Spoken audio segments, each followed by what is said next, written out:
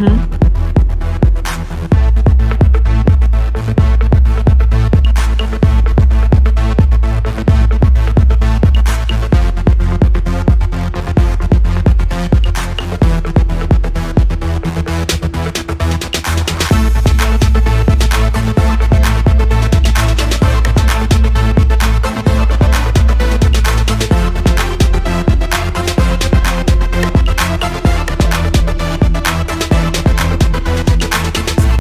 Girl, let's start this show.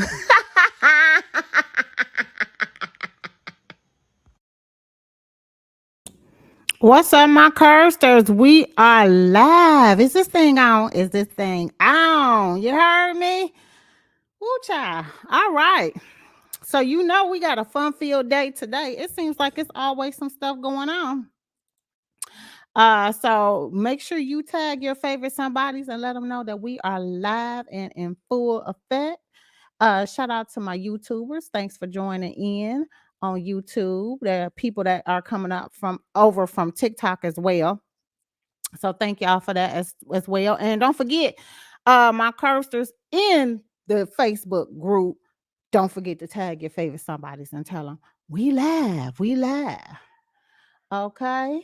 Um, let's see here. Let me get my girls on deck. We got Shine the Gossip. She is on deck. Hey. Hey, what's going on, Shine? Oh, just the usual with these crazy celebrities. All the time. Girl. Let me see. I'm trying to see is we waiting on. Okay, here goes Shantae. Okay, hey, Shantae on deck. What up? I don't know what happened. I was here and then I got kicked out. I'm like, why the fuck is it so quiet? Girl, I don't know.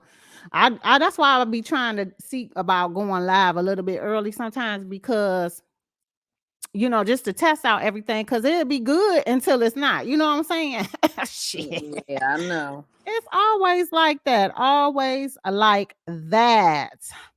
All right, well, let's get into it. I'm starting off with a heavy hitter. If y'all didn't see the background page, we finna talk about Mike Tyson because Mike Tyson is slamming this new HULU situation that's going on in regards to them supposedly stealing his whole situation.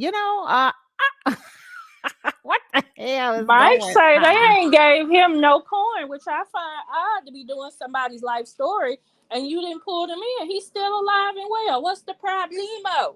I'm happy he said something because had he not, they would have got a view from me that they didn't deserve because Mike Tyson has a rocky past. However, he's Mike Tyson. Like, you can't acknowledge the greatness that is Mike Tyson. But I'm happy he spoke up before, they got my little view. Exactly. But he letting everybody know, don't let Hulu fool you. I don't support that story about my life. It's not 1822, it's 2022. They stole my life story and didn't pay me. To Hulu executives, I'm just a N-word they can sell on the auction block. Oh. I hate that he said Well, that damn. because he had an interview not that long ago with not Kel, Keenan, right? Hold on, baby.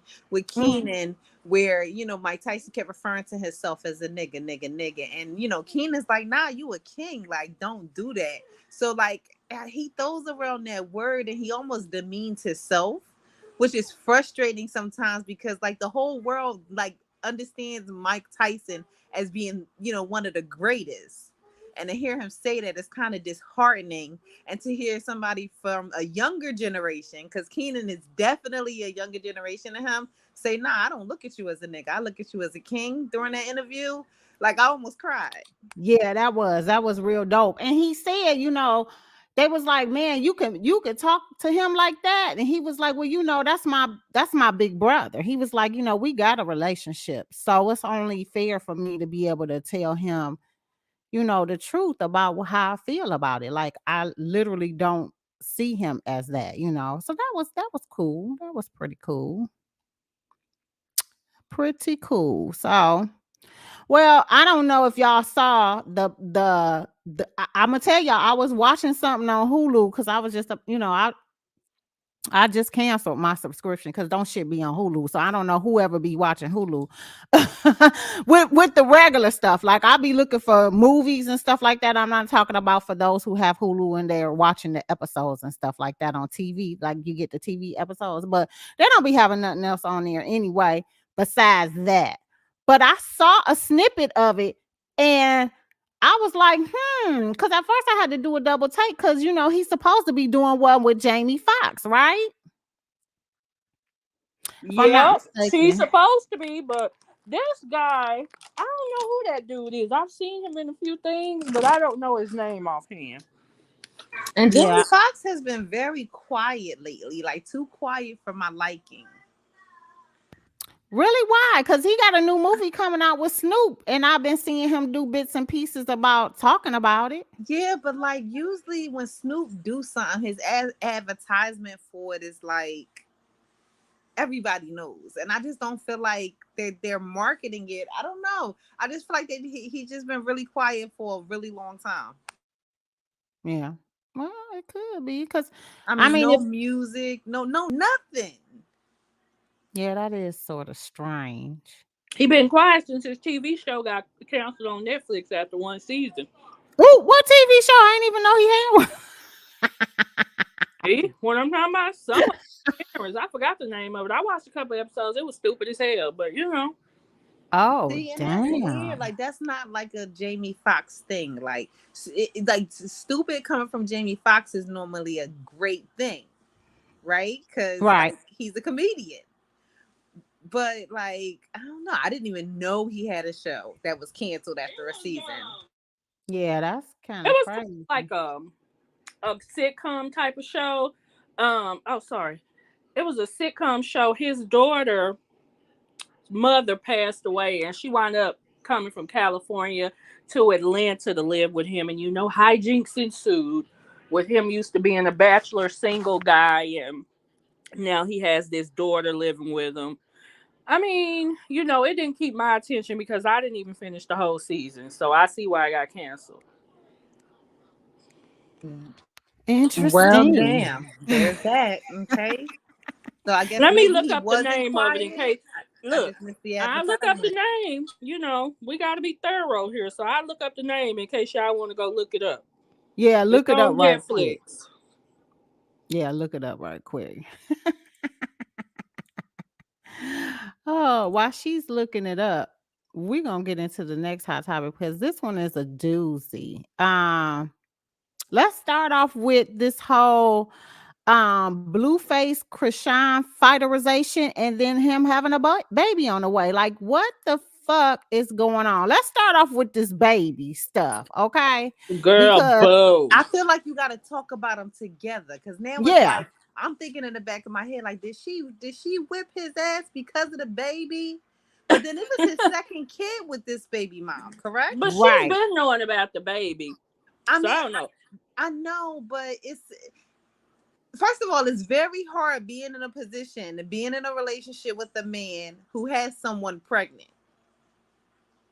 right? Like, I can't imagine me dating somebody who's significant, like I'm his significant other, but there's another girl out here that's pregnant. Like that's different, and I don't like they are just toxic. They are, and it's really sad to see. I mean, to me, I always be like, girl, where's your daddy or uncle? Somebody give her a hug because she seems so lost, like she's just desperate for love. And she's a beautiful girl. Like she is legit a very pretty girl, and she's built like that. She's a beautiful body, and like she seems like overall like she wouldn't have an issue with getting somebody, right? But like I need to know what her infatuation with this Blueface dude is, because he ain't fine and he ain't balling. He's just not. Like, he's an offbeat rapper. Yeah, he don't do it for me either. But Michelle, I think he probably out of our generation. I don't know because I don't see it at all. So I'm assuming, Yeah, maybe I'm too old for his ass no, because I'm I like, he don't asked do. my kids. My kids ain't even fond of him. Like they only know about him because of the remix that Cardi was on, the Tatiana thing. Outside of that, nobody's checking for Blueface. Girl, and that was what 3 years ago.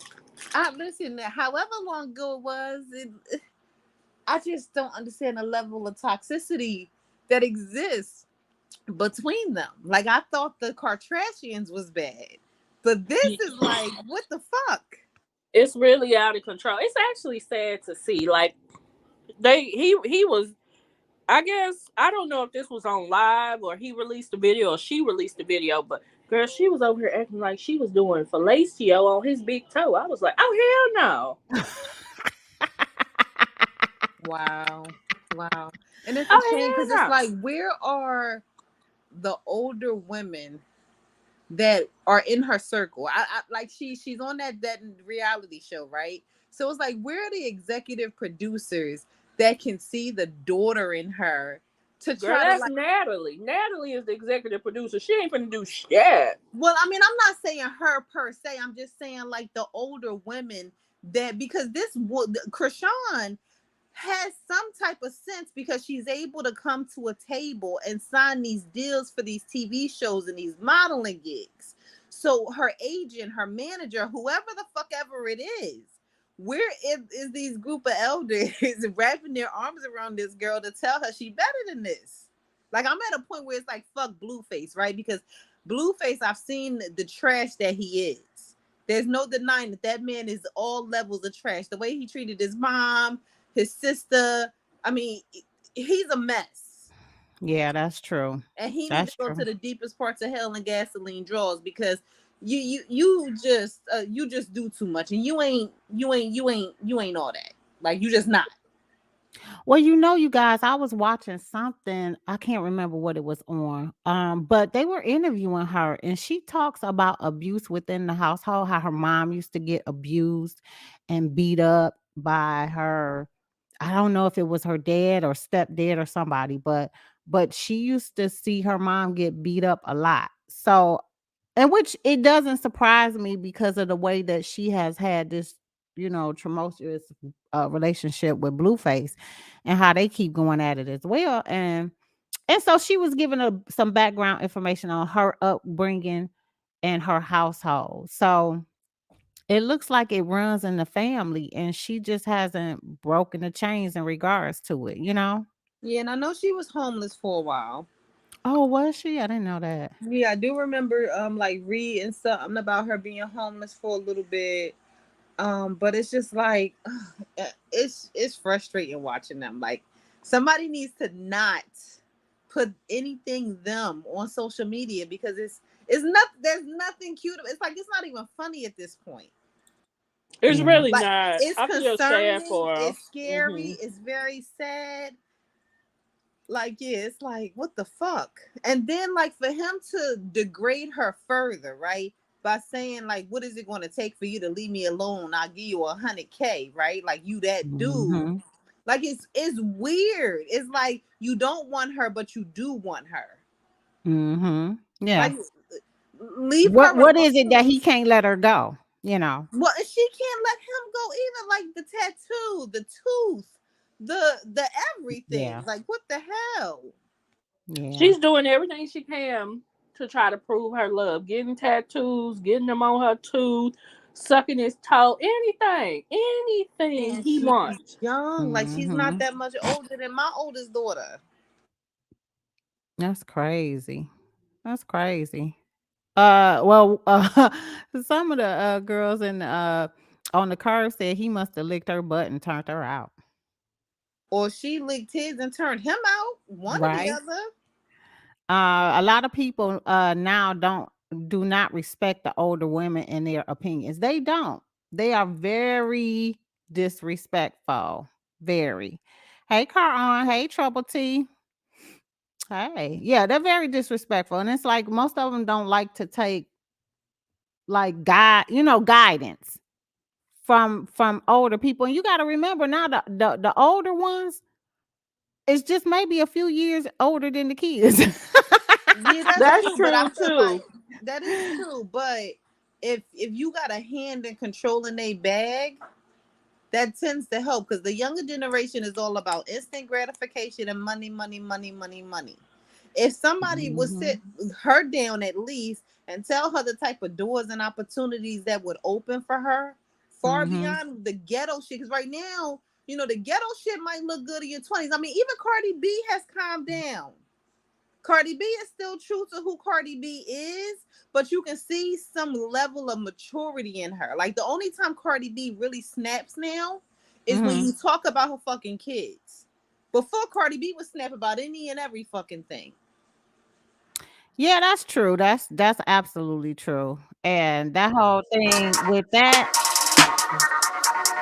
Oh, sorry, y'all. I hit the wrong button. But that whole thing with that, yeah, they don't be wanting to listen to reason. And the youngest, I don't know what, but that's just crazy. The whole thing is crazy. I don't get it, but let's check out this whole scenario because TMZ was able to make the I guess somebody was walking by and caught the whole fighterization on camera, y'all. Child, here we go. And let me just say this: if for those who don't want to see it, click out and then click back in because I'm not. We gonna show whatever we got video footage of over here. We gonna show Domestic it. violence trigger warning. Trigger warning. Okay. So I want to make sure that everybody is up to par on that whole scenario because we understand. Totally, we understand. Girl, this is the longest commercial ever. Gee willikers. And while that commercial is playing, the name of Jamie Foxx show on Netflix is Dad Stop Embarrassing Me. Yeah, Dead. I did not hear that about that shit at all. Ooh. Oh, yeah. I didn't hear nothing about that. I thought it was gonna be a name like, oh shit, I did hear that and just slipped my mind, but nah, I ain't never heard that shit. Oh well. Oh, well, all right, here we go. I'm gonna put up trigger warning so you guys automatically know, and let's go ahead and play this. Here we go.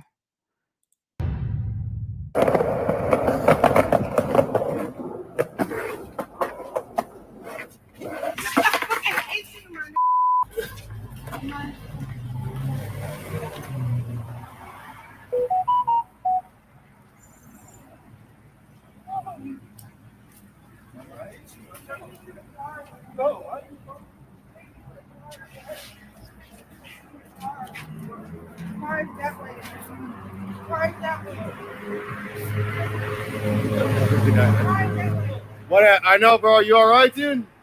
Bro, that's not good, bro. Damn, dude. And he socked her too, and she socking him. Bro. Wow. Oh shit! I ain't never watched it through. My God. Let me go. Yeah. Damn, bro. Why is cameraman not calling the cops? Like I understand the recording part, but who's calling the cops? Damn. Welcome to Hollywood.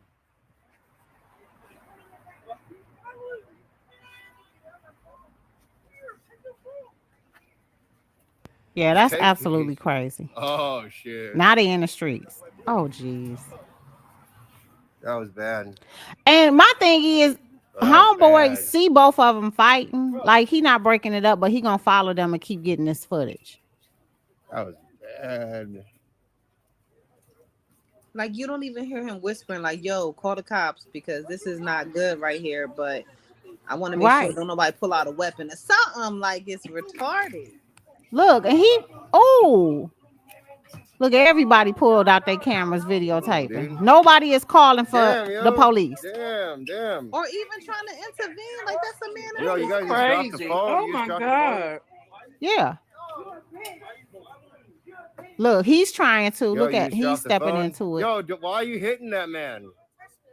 Yo, he's not doing nothing to you. Why are you hitting that man? You right, Joy. They don't call the cops no more.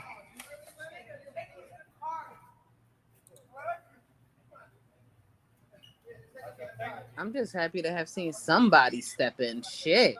Right. This is the rapper Car Blueface We and just his trying to do a little girlfriend IRL here, guys. Chrisean. Right. I just walked out the house, dogs. She's on a lot of reality shows like the Baddie South. It's just a She's little on that dramatic. And he's an Baddie South. offbeat rapper. Oh, he's an offbeat rapper. Yeah, Yeah. the only song that he's probably known for is the Tatiana remix with Cardi Oh yeah, B. bro. I just first responder on the Oh scene. wow. Hollywood news.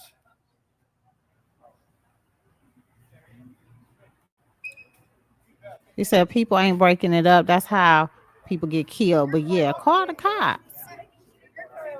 Yeah, I mean, I get that. I understand the hesitation with jumping in, trying to break it up, scared you're gonna get shot, scared you're gonna get stabbed.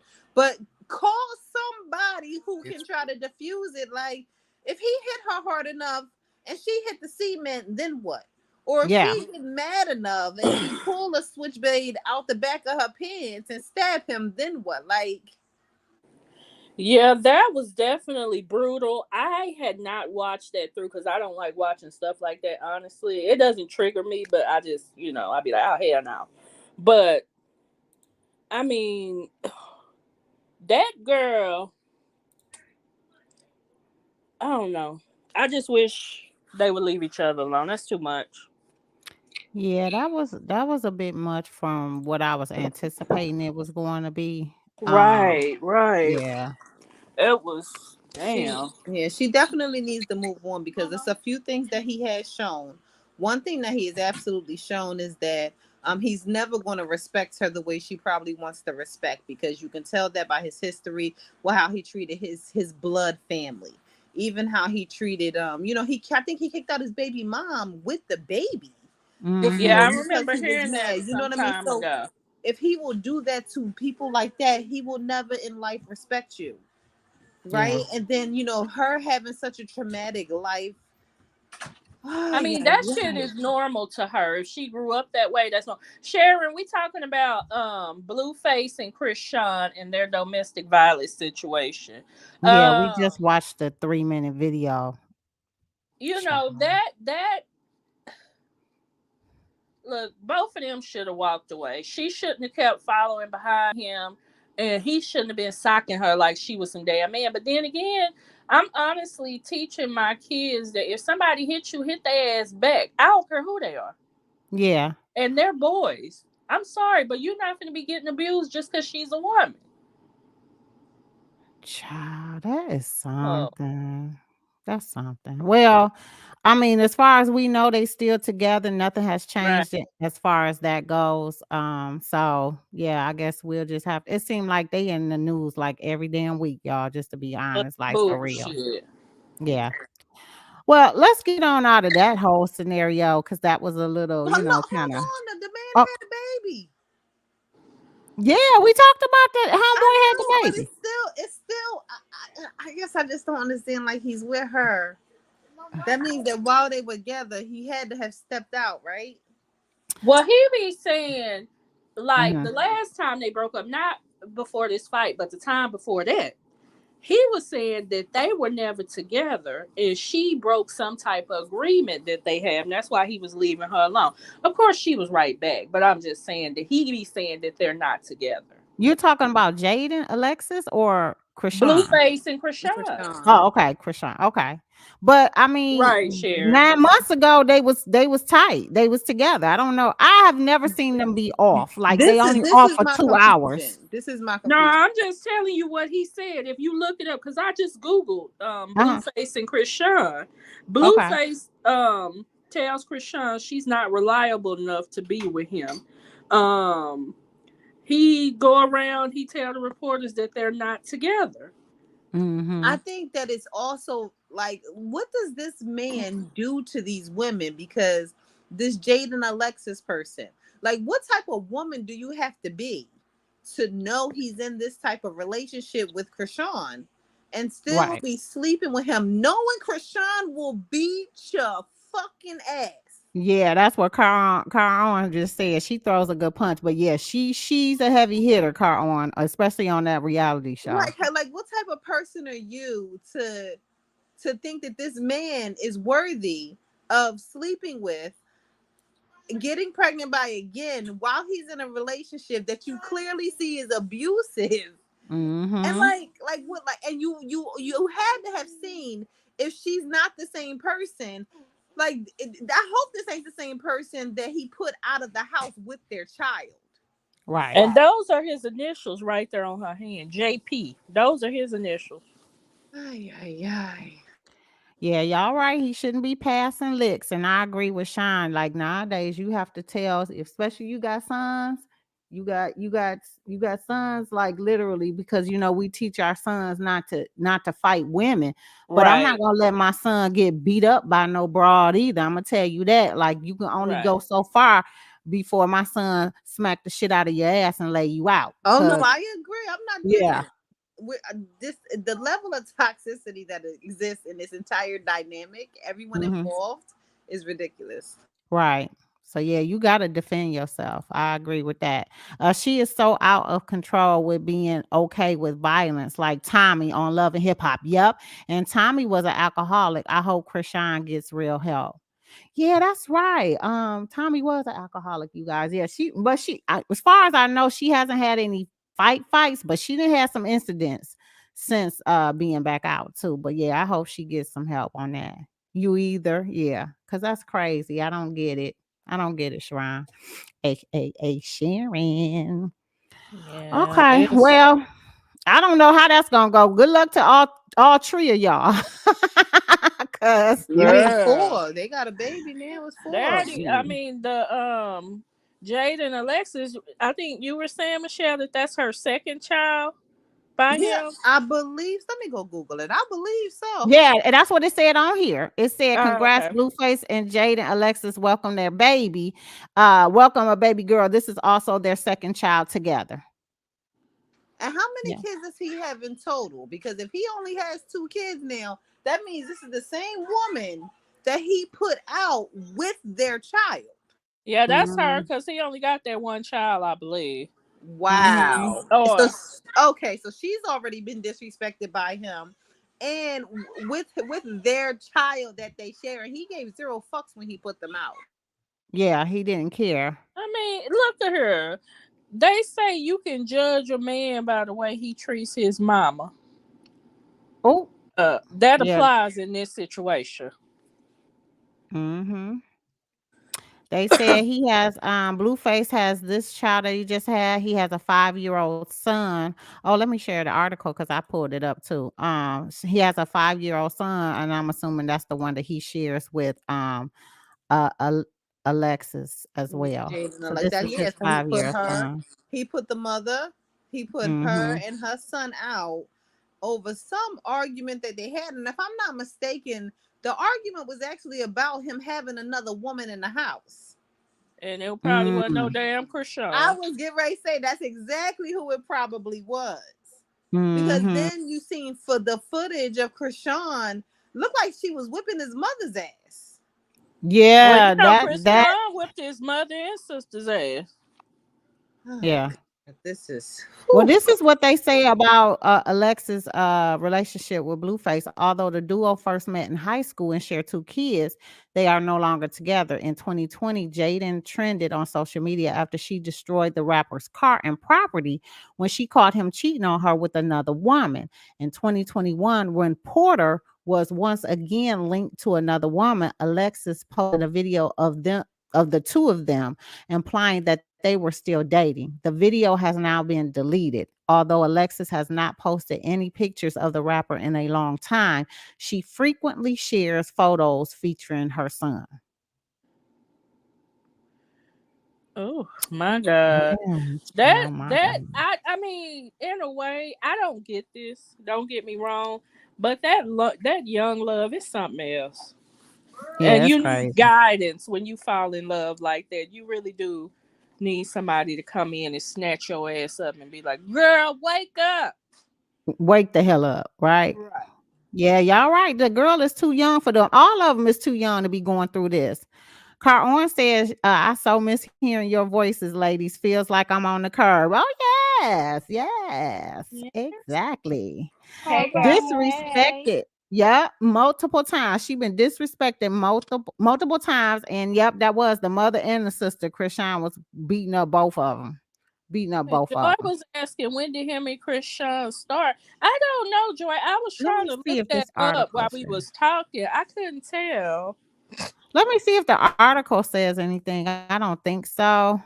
Yeah. Um, Girl, because they yeah, been not so this damn article. off and on, you can't keep track. Hell. You can never keep track with that. Um, let me see if I could search for it, but I have no idea.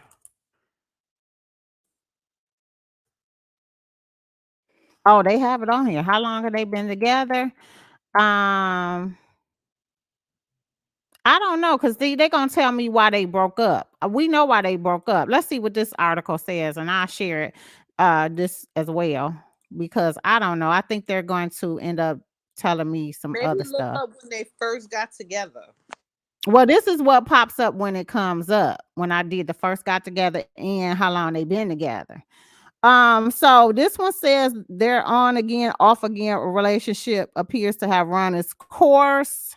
He took to social media on Friday, revealing that the two were never officially a couple. So they never was a couple, from what he says. He full of He shit. he's I'm decided to with you, distance Sean. himself I agree. He's from full of her. shit. hmm Yeah, he said we vibe, but she's not reliable enough. I mean, we had an agreement and she didn't hold up her end of the agreement. Simple as that. That's all that is. It's not a breakup. We still vibing. We still connecting. We still she's just not reliable enough for me. That's it. That's all it is. So in It's other words, important. we ain't break up. No, Basically, because he wants her to sit around and be completely faithful to him. Like he was over here talking about how she was messing around with her prison guard or whatever. So what if y'all ain't together? But you saying she's not reliable if she mess around with somebody else, even though you do it. yeah, it's toxic. And I did see a Very. video. This one guy posted on TikTok that he had met her, and she was in the video with him, and she was all behind him, kissing on his shoulder. I was like, "Wait a minute, what the hell?" She's desperate So, for love and affection. That's all. yeah. Yeah, Hey, but everybody see, that's coming in. I Hey, remember the Shanna. Hey, scene Kelly. because I don't watch a lot of TV, but I do remember seeing like a clip on YouTube or Instagram or something where she was hmm like in a jacuzzi, took off her shirt or whatever, and she had to make an announcement to these girls that we not gonna have sex because of Blueface. I don't want to hear his mouth or some shit like that. So it's not like she only messed with dudes. Right. Yeah. Because yeah, on the Baddie South, the last episode we watched. She was tonguing down one of the castmates. But she Yeah, Joy made said it sure looks to like he let would never people get rid know. of her. But she made sure to let everybody know that that did not turn her on. It didn't make her coochie tingle. So just FYI.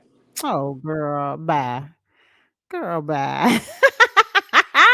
Joy said it looks like he never will get rid of her. I don't think they're gonna be able to get rid of either one of each other. That's just crazy. But yeah, girl, don't sit up here and tell me about what your damn coochie doing. Because if you wasn't attracted to somebody, you wouldn't even be putting lips on nobody. Yeah, you know how That's these men true. feel. You know. Child. They be doing the most. I don't know what to say. Well, she That's just acted some. like she was just doing it to spice up the show.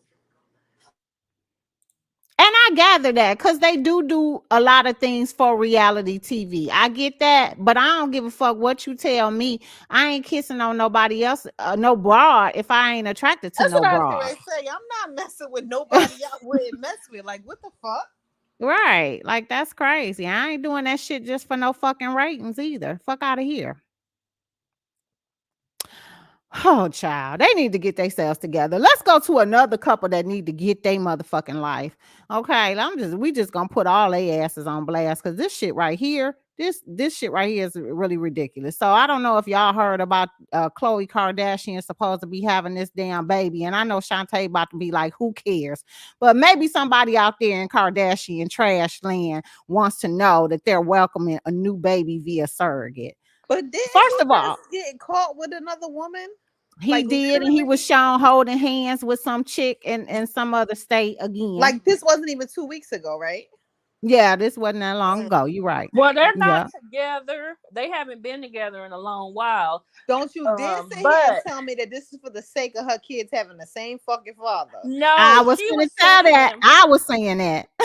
no, she was saying that they started this surrogate process before, you know, even though she know he a damn lie, cheater, deceiver, heartbreaker. She Go ahead, sing the whole song, girl. Sing the song. you lefty butter, yeah, Tristan.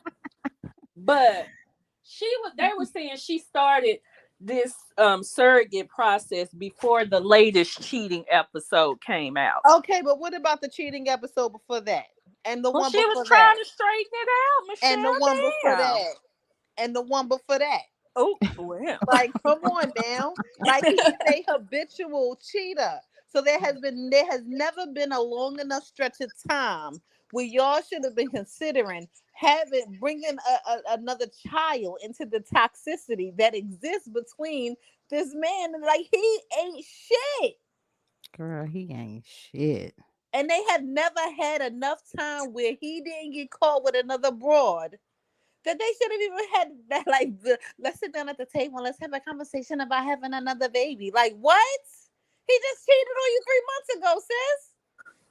Girl, Well, you know, there's a lot of people that believe that bringing a baby into a relationship can strengthen the relationship. No, I don't, man, no. We are so past that. We have anybody who thinks that since 2020 has came and gone. So that's 2020, 2021, and 2022. Anybody who believes that over the last 3 years is just blatantly fucking stupid. Now the Kardashians might be that fucking dumb. I'm not gonna hold you. However, look, Sharon, aka Sharon, said he wasn't cheating on her for 2.5 seconds of their damn relationship. It has been an understood fact that babies do not keep no fucking man. Yeah, I mean that's a well-proven fact, Michelle. You know, I was just trying to think of a reason why you could be that damn stupid. You know, it ain't none. You just got to be a Kardashian who's not really a Kardashian, and you really a Simpson, I guess. Oh well. Yeah. Oh. She says she wants her children to be total biological siblings. Well, she's a total biological idiot because she don't even know who her biological daddy is. Oh. Well, I thought they did DNA. She don't want to tell us the truth about her daddy. Oh well. All I know is that her baby look a lot like Mr. Simpson baby, allegedly. Joy say, now why y'all bring OJ in it? Well, y'all know we gonna bring him all up in here. Y'all know damn well that that's who she favors more. And we already know that Kris Jenner cheated. She told us in the book, she told us in the biographies, she told us in everything she could put her motherfucking lips on. She done told us that she had a cheaterization. Let's keep it a bin, right? So while you can be more presenting of any ethnicity, right, or race, or whatever verbiage you want to use for this, right? Out of all of the Kardashians, Khloe absolutely presents a lot less. Well, they're Peruvian, right? Mm-hmm. Armenian. Okay, well, she presents a lot less Armenian than the rest of them. Right. Facts. So there's that. Facts. And she don't look like her mother. She don't. She does not look. Kim looks like her mother. Kim resembles her mother. And so does the other one. Yeah, the younger girls, they resemble their mother. Uh-huh. This one right here. No. They said, Sarah say she's Khloe, alien now because she done got so much work done. girl, I thought she was the smart one out of the bunch because I was like, oh, she stayed herself for so long before she started messing with plastic surgery. So I was Wait, hold like, on. Who the fuck said Chloe's baby's favorite juice is orange juice? you know Who that was damn else? Who Jerron. else Oh said it? Lord, she's so petty.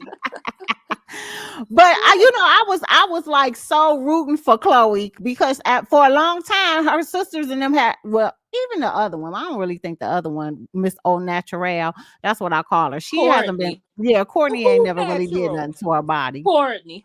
She ain't Courtney. did nothing to her body. She has Nah. never, not that I know of. And from the I mean, she pictures, might have done things, but she ain't got no BBL like the rest of the yeah, sisters. she ain't did nothing that's drastically pointing to look at her looking crazy or nothing. If anything that she's done plastic surgery wise has been modest and tasteful. It hasn't thrown her off from old pictures. Oh, okay. So she got Beyonce surgeon. Got it. Well, I don't care what Right. nobody say, but Beyonce's hips being that fucking wide, she be wearing pads or she didn't have surgery because that looks She done stupid as got work hell. done, child. She didn't have work done on her. I guarantee. But I was thinking for Khloe, like for so long she wasn't doing anything to herself. She was gonna stay true to herself, and then she started fucking with her. I was like, here we go. Now she falling into the trend because I thought she was gonna try to make herself look like them. I mean, it was hard for Khloe. I get it because I used to watch their show back in the day. I mean, she was known as the fat, ugly sister.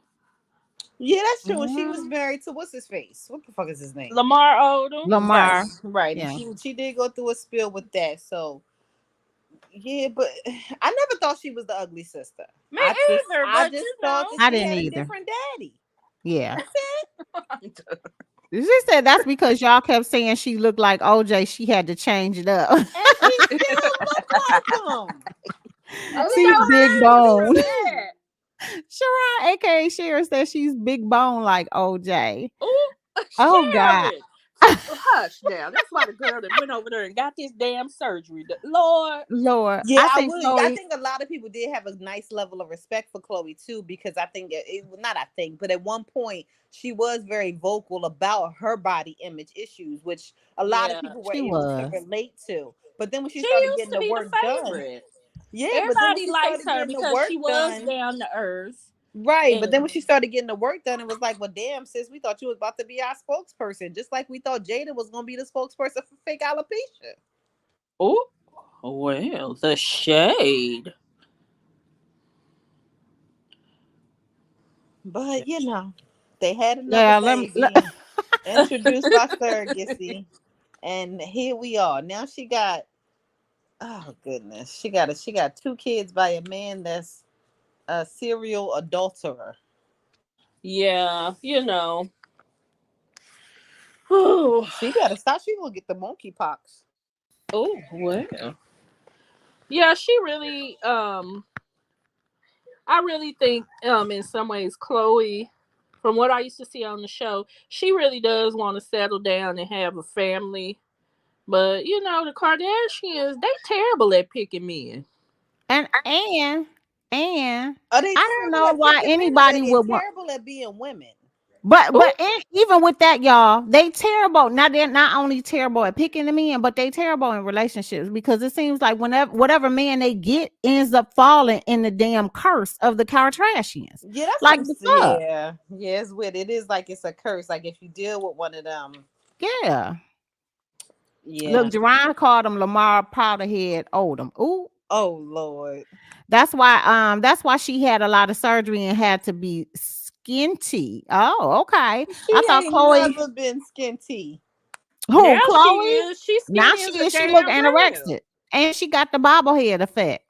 Yeah, she definitely does now, girl. She look like a Barbie doll for real. Well, I Like won't from say the that. neck down, not the face up. The neck I'm down. Okay. curious, what type of complications did she have with her pregnancy where they opted to do surrogacy? Because normally that's the reason why they claim to do surrogacy, because it's so much of a risk to them health wise. What Well, was it the reason? was a risk health wise because she's recently had a rib removed and a BBL. Oh, She she had No, done the I'm pulled just a playing. whole. Chrisean. I'm She just pulled a playing. Janet I don't know. Jackson. Oh I don't shit! know I if was getting that's ready to true. say, wow. Okay. She done pulled a whole Janet Jackson, I don't allegedly. know if that's true, but that's what it looked Girl, I like was to getting me. ready to say she pulled up. What's Gucci Mane wife name? Keisha Uh, Kayor. Yeah, Keisha I was gonna say Kayor, she pulled a Keisha Kayor allegedly. Oh boy. They said girl. Keisha Kayor removed it. Listen, Keisha Kayor's fucking proportions lead me to believe nothing other than she had some fucking ribs removed because there ain't no motherfucking way. And it ain't that damn tea to have you shitting everywhere. Nah, and Girl, that it sure ain't that from tea. my country, right? And the way we eat, okay?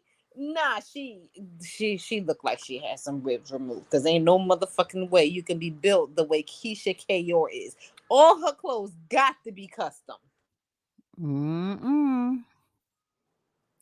Yeah, yeah. Karen, Karan say, in her opinion, Khloe wanted to resemble the others, especially with the OJ rumors. Yeah, that makes sense. But Yeah. to me, the way she wore her hair blonde and everything, now she looked like his daughter Sydney. They Because do. Sydney's They did hair put was up a side blonde. by side picture of them two, and they look identical. Yeah, I mean, look at her. I don't know. I don't know. I don't know. But girl. Well, well. Anyway, good luck to them, and congratulations on their Right. surrogate baby. Congratulations. Happy the baby Yeah, is baby healthy. is always a blessing, regardless. You Yeah, know, like that little baby right there in that picture is so cute. But yeah. Yeah. Well, since we talking about the Kardashians, we might as well get on into the other one too, because hell, you can't talk about one without talking Nobody about the gives a other. fuck that they broke up. Girl, let's Not just one call it what person. it is. We We all all knew it was coming. We knew they wasn't gonna stay together no long time. She just right. did this to make Girl, Kanye look go at him, crazy and jealous. A looking whole like a damn some rebound dick. girl. That's Because they exactly what it now was. a word on the street is he's packing. Well, let me just say this. I always say it, the best way to forget about somebody is to get up under somebody else. So she did what she was supposed to do.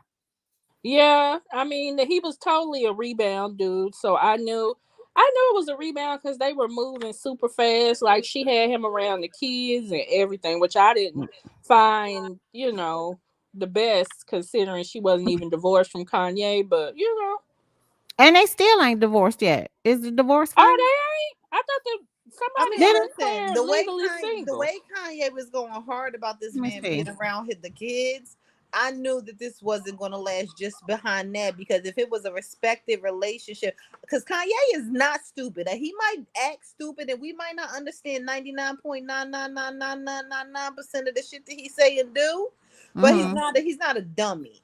And I Right. don't think he would have been as vocal as he was about not wanting this man around his children had he thought that this was going to be a relationship of substance. Well, according to the Googler, they not divorced. They just signed. She signed that sworn statement, and she filed on the 23rd of February of this year. Right, so But she can claims he's single or some shit, right? yeah, yeah, that was it. Yeah, yeah.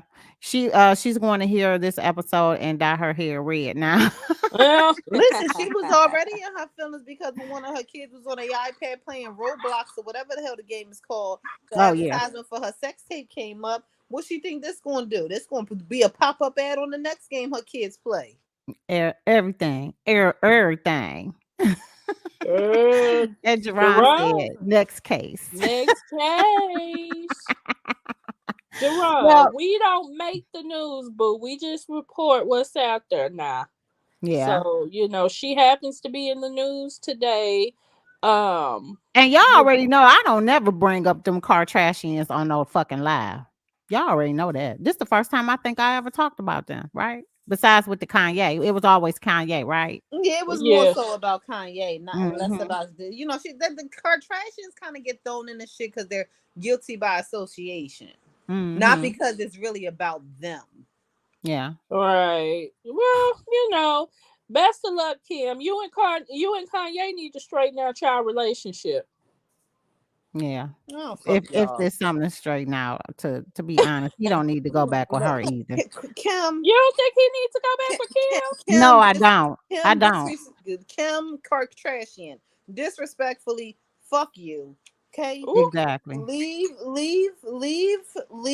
things that you know not of alone, and let that man take care of his kids, spend time with his kids, and be a damn daddy. If you want to go dick hop, bye. Yeah, and to be honest, that's not my cup of tea for him to be with her. Because ideally, I mean, the things that he talking about in his song is the same shit that he ended up doing. Leave your ass for a white girl. Exactly. So I mean, my since thing they is, broke up, shit, he ain't dated none but white women, and I have no issue with it. But I'm just saying, I don't think he's looking for a black woman if that's what you implying. well, I'm I think implying he that he ain't might looking. need to get one so he could probably get his ass straight. Because other than that, ain't nobody else gonna seem to be able to get his ass in line at no point in time. Oh Where's well, wah, wah, wah, best of luck to you, wah. Kim and Kanye. Y'all just figure out how to respectfully co-parent. Yeah, just do your That's job. your best bet. That's all you can do. Do your job. Or Well, you I about to was lose this your job. really. I was looking on Gossip of the City, and she still was saying that this relationship was a publicity relationship, and that Kim is dating the black guy that helped her get in the law, get started being a lawyer. Oh, so a nobody I feel like she makes a habit of fucking people that's in to a get position ahead. of something. Yeah, like the Ray J thing. Like you did that, and like it's just weird. Yeah, well, child, whatever. I'm over that. I'm over it. Jerron says psychiatric nurses call me on all races. But didn't he get her name tattooed? He probably did, but what that mean? He probably I did. mean, Nick But I'm Cannon gonna got tell you, Mariah's Joy, name. Nick Cannon had Mariah's name tattooed big as and he fuck. covered it up. Yep, that's what I was just about to tell Joy, because they'll quickly jump the gun about it, and then they'll cover it up like it never happened and move on. So yeah, that don't mean nothing nowadays. Like for us, that means permanent, but for them, mm mm, absolutely not. Well, let's get into some good news, y'all. From what I hear, oh, you talking about the publicity stunt? Oh, okay. She said she was talking about the publicity stunt. Joy was. Okay. Yeah, well, yeah, well, it could have been. It could have been part of the whole thing, to be honest. You might be right on that too. Could have been part of it. Let's get into some good news, y'all. When we ain't heard about the Neelys in a minute, but Gina Neely is a grandmother. Her daughter gives birth to a first baby. She said her heart is about to explode. I don't know if y'all ever known about the tumultuous relationship that her and the Mr. Neely had while they was still doing that damn cooking show. Do y'all remember this? Do Yes, y'all I remember. But you know what? I respected them so fucking much for the yes. fact that they hit it how they did, especially with them being, a black couple and in a Mm-hmm. limelight like that. It was not something that was uh had a big publicity behind it. Yes, you knew about it if you was checking for it, but a lot of Mm-hmm. people really have had no idea why one the show got canceled or that they had even gotten a divorce. A lot of people still were under the impression that they were still together. Yeah.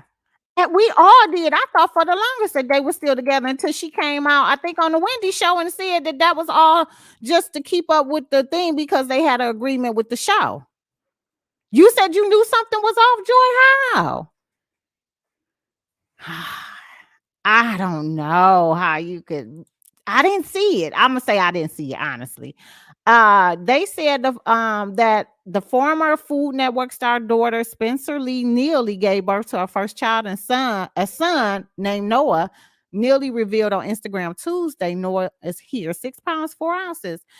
Is a proud grandmother, 57. Captured a celebrity selfie from the hospital in which she is holding the boo balloon. She still looks good, and she lost a lot of weight too. That's what's up. Congratulations to the Neelys. I really like Yeah, her. I really thought congratulations. I like I them thought both. that she could have did her own sideshow too. Or is that just me? Do you think? I thought that she could do No, her I own think fashion. she had a good personality for it. She really did. I think Yeah. that the thing was that her husband was the one that was actually in the restaurant business, not necessarily her. Right. Right. Joy said, yeah, that he was too clingy. And then she said that always wanting to hug and kiss up on Gina, and you could tell she wasn't with it. Well, she covered that up well, Joy. I'm going to tell you, because I didn't see anything with them. Maybe if I rewatched some of the old episodes, maybe I could go through and look at it now. But I swear to God, I didn't see them skip a beat. Like, that's how they were from the beginning of the show to the end. Interesting. Yeah, but shout out to the Neelys. Yeah, you liked her, Big Daddy. There, she would call him Big Daddy. Yeah, interesting. Well, congratulations to them all. Let's get into this whole Britney Griner situation. So we already know that she was supposed to be getting 9 years, but the Philadelphia Tribune posted today, if I'm not mistaken, no, August 5th, so yesterday, that she will be released in about 30 days, not 9 years. Which, if that is correct, that fits the crime to me. Because remember, we was talking about her before, and we were saying that 9 years was excessive, but she deserved to get what she got. Uh-oh, here goes Shantae. Pat Listen, was doing the most. Yes, you didn't see it I either. feel like I understand the noise that the world is making surrounding Britney, right? And while I always disagree with the steep penalties that most people get surrounding anything marijuana, whether that's here in the US or in another country, the penalty is always too steep. However, I do not feel bad for Britney. Why? Because she is a triple threat, right? You're black, okay? You're a lesbian, and you're a woman, okay?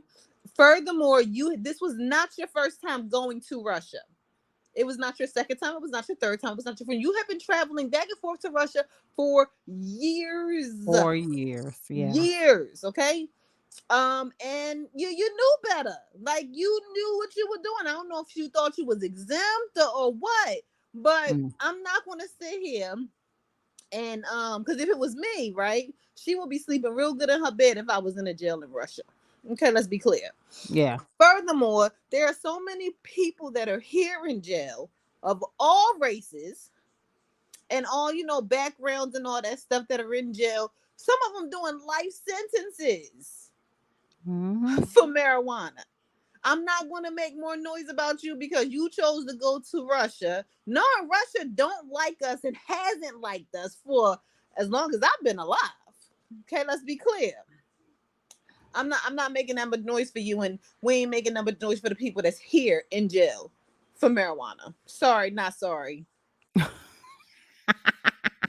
I agree with you on that one too. I mean, like I said, we already kind of indulged in it, and no, Joy, this from what I've seen, it hasn't been confirmed anywhere else. I just thought it was interesting that the Philadelphia Tribune was able to get this so-called information. So I don't know if it has been. I wanted to pull this up and see what they were saying as to how they came about it. Hopefully they'll be able to tell us how they came to just 30 days. No, I don't think it's been confirmed. What I think they did, because when I read the article a couple times, and what I think they did was put it along the same timeline as that 19-year-old girl that happened back in 2019.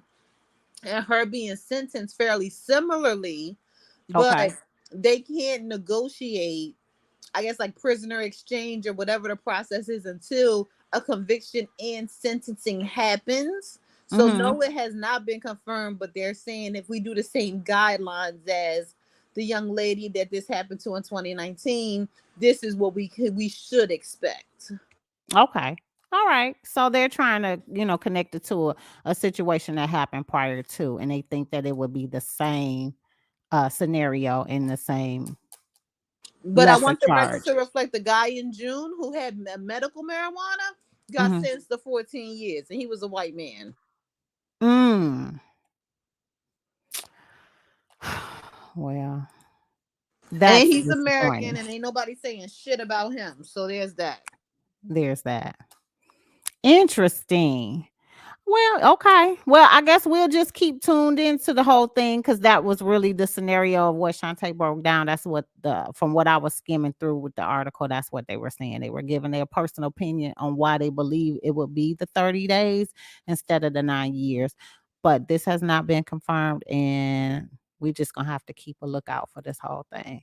God, I just think that's really excessive. I just, I like, yeah, she should deserve to have a penalty or whatever, but that is just team too much. That's team too much.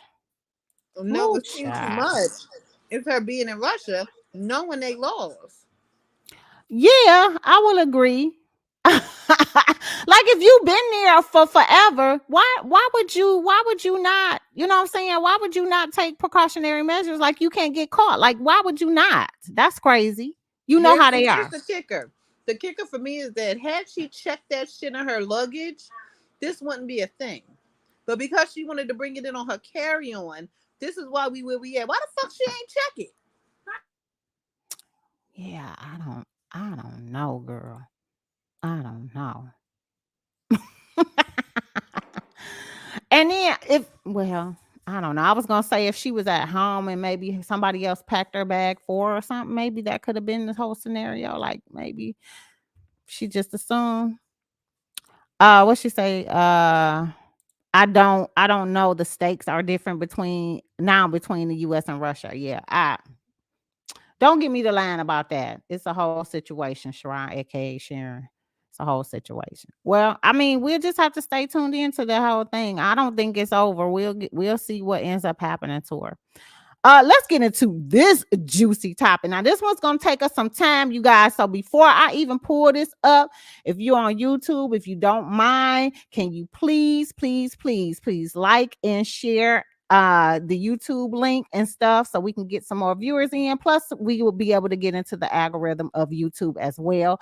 And my curses, y'all already know what you need to do in order to, because we on a private group in Facebook anyway. It's really no way for you to share. But if you are on YouTube, kindly do so and kindly go over to the TikTok and like that as well. And matter of fact, if you got some tea for us, we might as well take a little intermission here.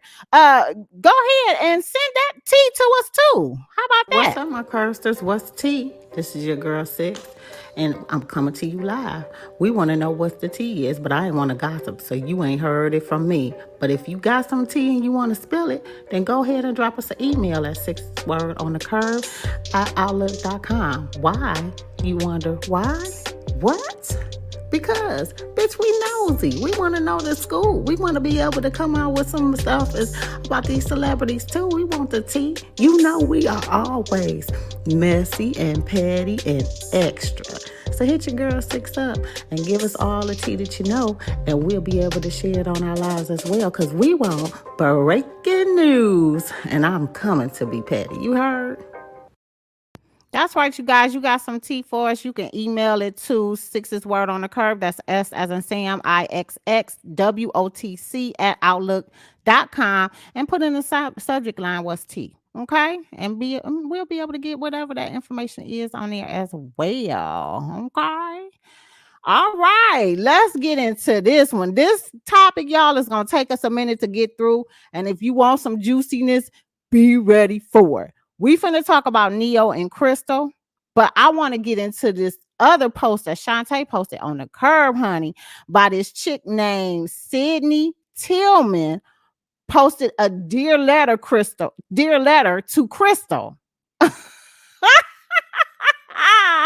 Let me go ahead and share this whole thing so we can read it and everything, you guys. Because when I read this, I was like, "Woo!" I didn't see the lie. Shots fired. Okay. I didn't see the lie. You heard me? I didn't see the lie. Down to the top of the tubes, child. Yes, and also I do got the court documents thanks to Chronicle Speaks. Y'all already know I love her page. If y'all don't follow her, y'all need to follow her. She was the one who broke the Wendy Williams story about where the sad piece was living down the street at. Like she broke that and had the documentation and everything for the divorce. So she got the divorce for Neyo and Crystal. And this is how we found out about about Neyo having a side baby as well in the divorce papers. So we're gonna pull that up and take a look at it too. Okay. But I want, where's the lie? Right. There's no lie. I want to get into this. I really want to get into this. Honey, look at these damn pictures. Can we just stop for I hate 2.5 those seconds? pictures of him. Like, why they got pink lipstick on this dude? Like, what the hell? Girl, I don't know. They saying in the comments that he was always looking a little spicy. Yeah, but you know something? Well, I can agree with, you know what I mean, his look overall possibly being questionable, right? Whatever floats his boat. There have never been any allegations No. about him crossing over. And this man is getting women. Now, since Neyo has come onto the scene, I have always loved his music. I remember the first music video I ever seen of him. You know, they was on the street or something, and the girl was just dancing all over him or whatever. I don't even remember the name of the song. Mhm. But like, he's never been attractive to me ever, Yeah. in any capacity. Like, I always knew he was a good singer. He was a good producer and writer, because he does Yes. do that. He is multi-talented in that way. Yes. He can't dance worth a damn, but that's a Yeah. whole other thing. But you know, he is talented in the artistry of music. Yeah, he is. But he ain't cute, and Yeah, he got he's a head never of been conda. attractive. He Yeah, does have a okay, head that's of for me. conda. When he take that hat off, I be like, whoa. If y'all don't know, I always call anybody that got a big dome shaped, weird looking head a head of conda. So for all you LL Cool J lovers, it go for LL, it go for Neyo. But It his hat game has always been fucking amazing. Right? I'm just saying, He's always nobody. had the flyest hats. He always has some fly hats, but And those are some the people bomb-ass don't bubblegum never need to take their hat off. They never need to Right. do so. His hat game was nice, and his chapstick is always this beautiful shade of pink, bubblegum pink. It never fails.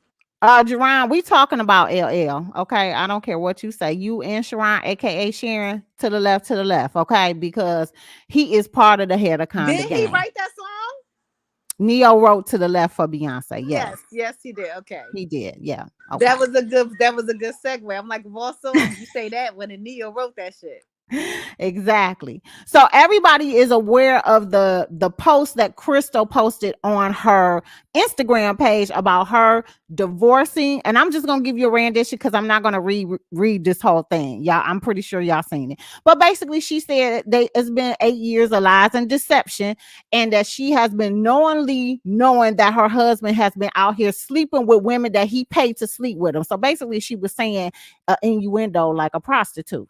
But she was saying you no longer need to be sending any kind of pics or information to her inbox anymore. No more DMs. She's done with it. And remind y'all, they just renewed their vows not that long ago. Okay. Six-figure wedding. That wedding. How much was that fucking wedding? Girl, that wedding was millions. Okay.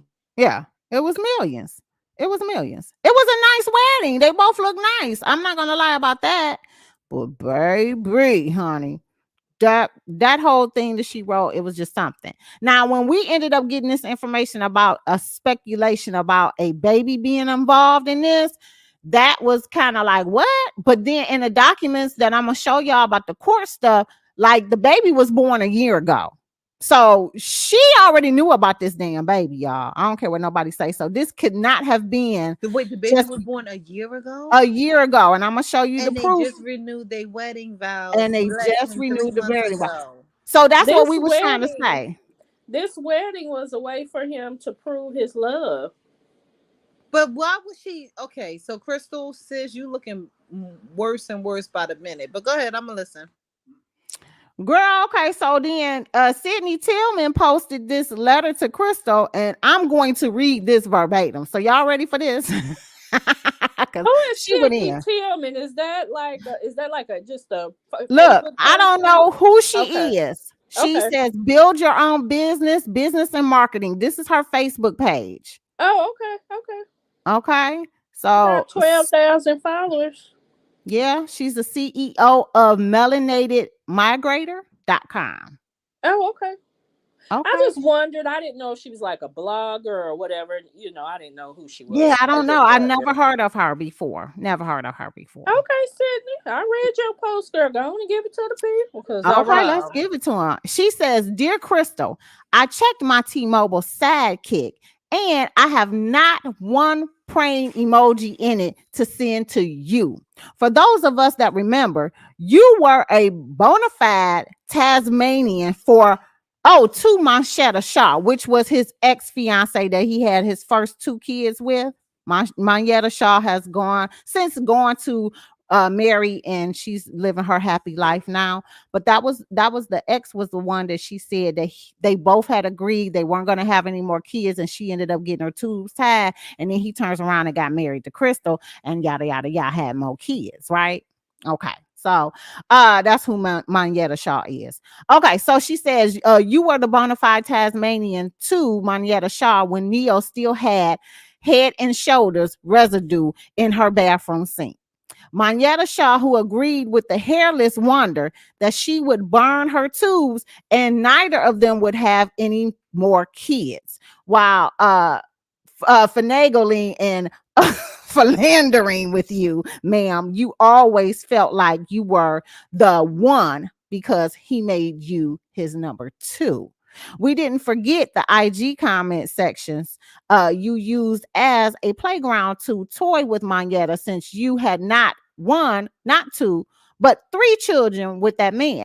You always moved like you had one up on Manchetta because after they officially split, he not only married you, but he had three kids with you, neither of which he did with Manchetta.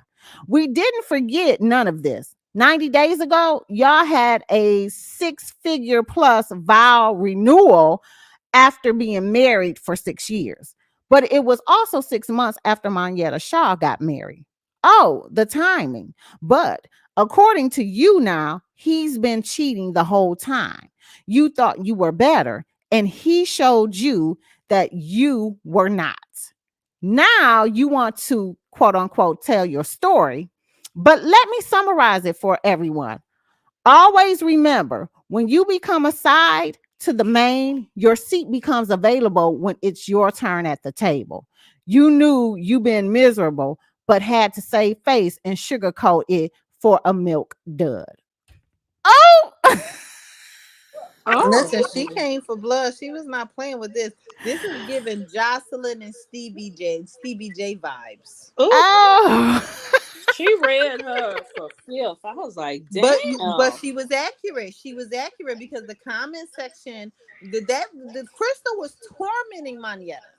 Oh, Mhm. I never knew that. That's She She was was. awesome. tormenting her, okay? Like she really was bragging. But what's that old saying? How you get them is how you How lose you them. lose them. And here Mhm. we That's a are. fact. That is a fact. And She to be is. with somebody for 8 years and sit here and admit 8 years later, after one having a pandemic baby, okay, and renewing your vows not even 3 months ago, and now we here, and like she looks stupid because you're admitting that for the entire relationship he's been cheating on you, which means for the entire relationship you were okay. For the entire relationship, you were okay with raw dogging him and having three babies by him. But now you want to tell your story, want people to feel bad for you. No, no, no, no, and no. Oh, Mm-mm. yeah, all right. Listen, y'all. Sharon, aka Sharon, said Manchetta was in the shower with Rkelly, Kevin Hart, and Eddie Murphy ex-wives. I think it I was think she Hollywood meant exes show. on the show. She said, Monietta "Okay, was shower." on Yep. Hollywood Exes. I I watched that don't show. I remember that, and I don't used to remember her. watch Hollywood Yeah, I exes. I don't don't. remember Monietta being on there. Okay. I'm trying to Mm. think back. It was Drea. It was Eddie Murphy's wife, Nicole. Nicole. It was Jose Canseco's ex-wife, Mm-hmm. Prince's ex-wife, and Will Smith's ex-wife. Right. And Martin Cherie. Lawrence. Was Martin Lawrence's? Here, I'm gonna show y'all. It was Andrea Mate, Prince's ex-wife, Jessica Canseco, Sheree Zampino, which was Will Smith's ex-wife, Nicole Mitchell, which it was Eddie Murphy, and Shamika Gibbs. That was Martin's Martin's ex. wife, and Yeah. Shayna Moakley, which was Travis Barker's ex-wife. And That's I what I want to be was like. clear. I'm not saying that I'm condoning the cheating or I agree with Neyo cheating and all that other shit. What I do disagree with is Crystal trying to be vocal about it because she actually got off on another woman's pain when it was her doing it to the other woman. Now she wants she wants all the women in the world to feel bad for her when everybody knew that Neyo was a whore, right? Like Well, people knew Neyo was a whore. And she put that mhm. out and made that like little slide comment saying y'all can stop inboxing me the pictures and the videos and shit like that. Like, ho, you've been getting these shits for 8 years. You was one of the ones probably sending shit to Manetta when they Mhm. was together. So like stop doing that. Like you have to stop doing that. This is why you need to treat people with grace. You need to Mhm. remember that every dog has their fucking day. Oh, well. Ooh. And today is your day, Crystal. You Mm. reap what you sow. You need to be careful what you plant. And this is the shit that you planted. And now here we are. Mm-mm. Yeah, they saying in the comments it was all for show. Also, Sharon, aka Sharon, said she was on a show where they used to show Neo's house. She was on a show. What was the name of that show? Maybe she was a friend to them on the show. Okay, let me look it up, Sharon, aka Sharon, because I believe I know which one you talking about, but I cannot think of the name. Monyetta Shaw. Yeah, I would have respected her a lot more if she would have apologized to Manetta, saying Mm-hmm. I now understand and acknowledge, you know what I mean? Like, but to like put out a post where you're seeking empathy, nah, She fuck was out of on here. Real Housewives of Atlanta. Sorry, sidebar. Real Housewives of Atlanta. Well, she be on Real Housewives of Atlanta this season. She shows up as a friend of Candy's. But But wasn't she on there before? When no. they was how did because she was on a reality show where she told us that whole scenario that happened with her and Neo Well, about the she tubes being tied. well, Crystal was always saying that she never was cheating with Moneta. But Moneta did come out and say that Neo did not make her get her tubes tied. No, he didn't make her, but they talked about it and suggested it. Yeah. Yeah. I think it was just the way that they had set it up. Um, so just quickly, let me show you the picture of for those who really don't know who Monyetta Shaw is or what she looks like. I can put up the quick picture that I got. But here's the picture of them two together when they were together. And very pretty. She was Yeah, very but you pretty. gotta give it to Neo's choice of women. They're very pretty girls. I'm sorry, Yeah, very pretty women. yeah, really, really cute. So, but I just I know which one she's talking about, but I don't know what the name of that show is. But I remember seeing it on a reality I show. just don't see what they saw in him. Like he's not attractive. Like he's Girl. not doing it for me. I don't care how much he smiles. Oh, yeah, it's not there. It's not there. Mm-mm. But let's get into these documents right quick, okay? What she say is called sowing and reaping. Oh, well. So it's Sierra prayer if you want love, and it's the Manetta prayer when you want your man side chick to suffer. Got it. Oh shit! You know what? Oh Oh, my okay, goodness! Sharon. Sharon said And she was she's on Atlanta X's. Atlanta X. Atlanta exes. Okay, thank you. I knew it was one of them reality shows. I think it was a football something or other. Yeah, and she was on Highlight. Okay, well, let's get into these documents, y'all, because Hunty, this is where all of the information sprues. Because I want to tell y'all something that's in these court documents that nobody is talking about, and I want to know why the fuck nobody talking about it. Okay, so here's the petition for the divorce, and again, I want to reference. I got this from Chronicle Speaks live that she did with her post. Who's the plaintiff? So Crystal is the petitioner, and uh Neo is the respondent. Okay, okay. Okay. Yeah. Okay, so they said that Crystal Smith, as the petitioner in the above style action, her state's claim against Shari, what is his name? Sheffer? Sheffer Smith. Schaefer. Sheffer Smith, Schaefer Smith. That's his real name, child. I see why you call yourself Neyo. As and it states as follows: petitioner is a resident of the Fulton County in the state of Georgia and has been a resident of the state for the last 6 months immediately preceding the filing of this petition for divorce. Okay. So in it says, responded, Neyo resides at this address in the state of Georgia. He's been there for 6 months to the date of filing the petition of divorce. Petitioner may be personally served with a copy of the summons and petition for divorce at his place of residence. So this information here is just giving you the whole scenario about what the divorce and stuff is. I'm gonna skip down to where the blanks are because that's where the information is. The parties have 3 minor children as an issue of their marriage, to wit, blank, a male child born, so these are the kids, in 2016, blank, a male child born in 2018, and blank, a female child born in 2021. The parties have no other children as issued together, living or deceased. There are no further children anticipated to be born or adopted as issue of this marriage. However, respondent, which is Neyo, has recently fathered a minor child with his paramour. Petitioner is not currently pregnant.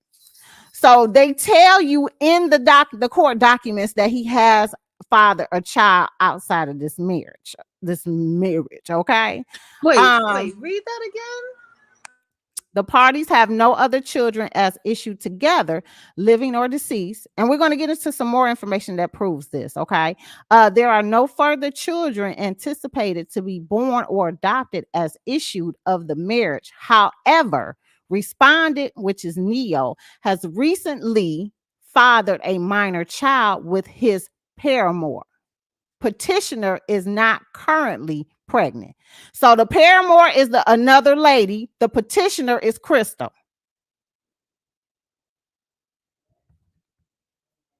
So they saying that this petition for the custody of the minor children, and they go into all of that. So we went over that. So let's go. This is the sad piece that everybody is assuming, allegedly. Okay, let me just say allegedly. Let me put that banner up because I don't want y'all coming from me.